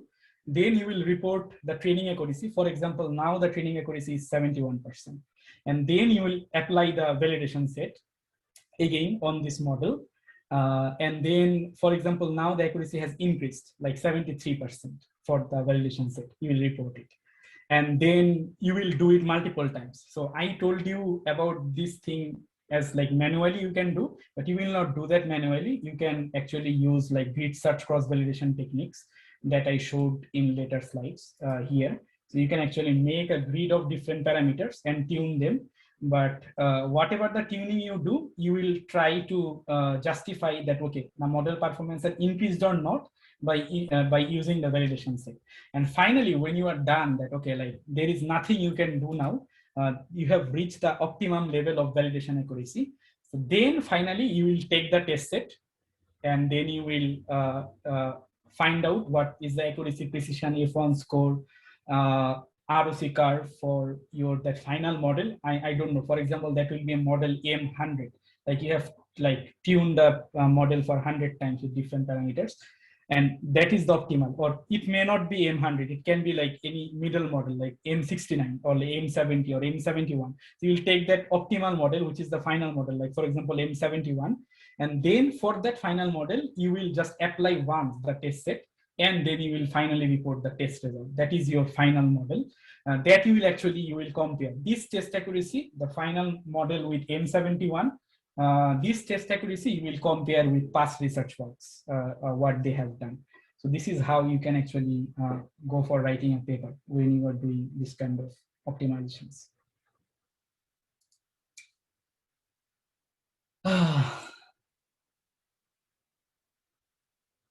Any other questions or comments? Okay. Anything else? Oh, by the way, like I have pasted the link of this slide. That is a like publicly available link. So if you just go on to the link, you can actually download the slides. Thank you so much for your there is no more kind questions. sharing. If you have any I already downloaded it, so paste here, or like you can just like I'm giving my email address, so you can just shoot me. So Anindo, I mean, I would like to conclude here. I think we have lots of questions so far. So I thank you so much, and with that, I congratulate all of you for joining this session. Another point is that I would like to invite you on the next presentation. So the next presentation will be by Mr. Swapnil Shayan Saha, another brilliant student from University of California, Los Angeles. Similar to Anindo, Swapnil was also from the Department of IEEE, University of Dhaka. So his talk will be on machine learning and neural architecture search for microcontrollers and edge devices. So it is very, very important that many of our researchers are working on microcontrollers and edge devices. And for those devices, now we need a little bit different kinds of settings and so on. So I would like to request you all to join that session on 19th March 2021, of course, this year, 7 p.m. Bangladesh time. And the event page is already shared in the Facebook. So, I mean, or in the chat box here as well. So you can click and get it. And it will be organized by IEEE Computer Society Bangladesh chapter as well. So with that, I would like to thank you all for joining, and special thanks to our great speaker, Mr. Anindya Das Antar. He has given enormous efforts to prepare this kind of slides. It's not so easy, and actually I wanted something like this, and I'm very, very delighted that he served this purpose, and we'll have more and more in the future. So thank you so much. All the best and keep in touch. With that, I'd like to stop and close it and see you again next time. Thank you. I think we are done, sir, right? So I Yeah, can drop yeah, off. I need yeah. to join another meeting. Yeah, thank you so much.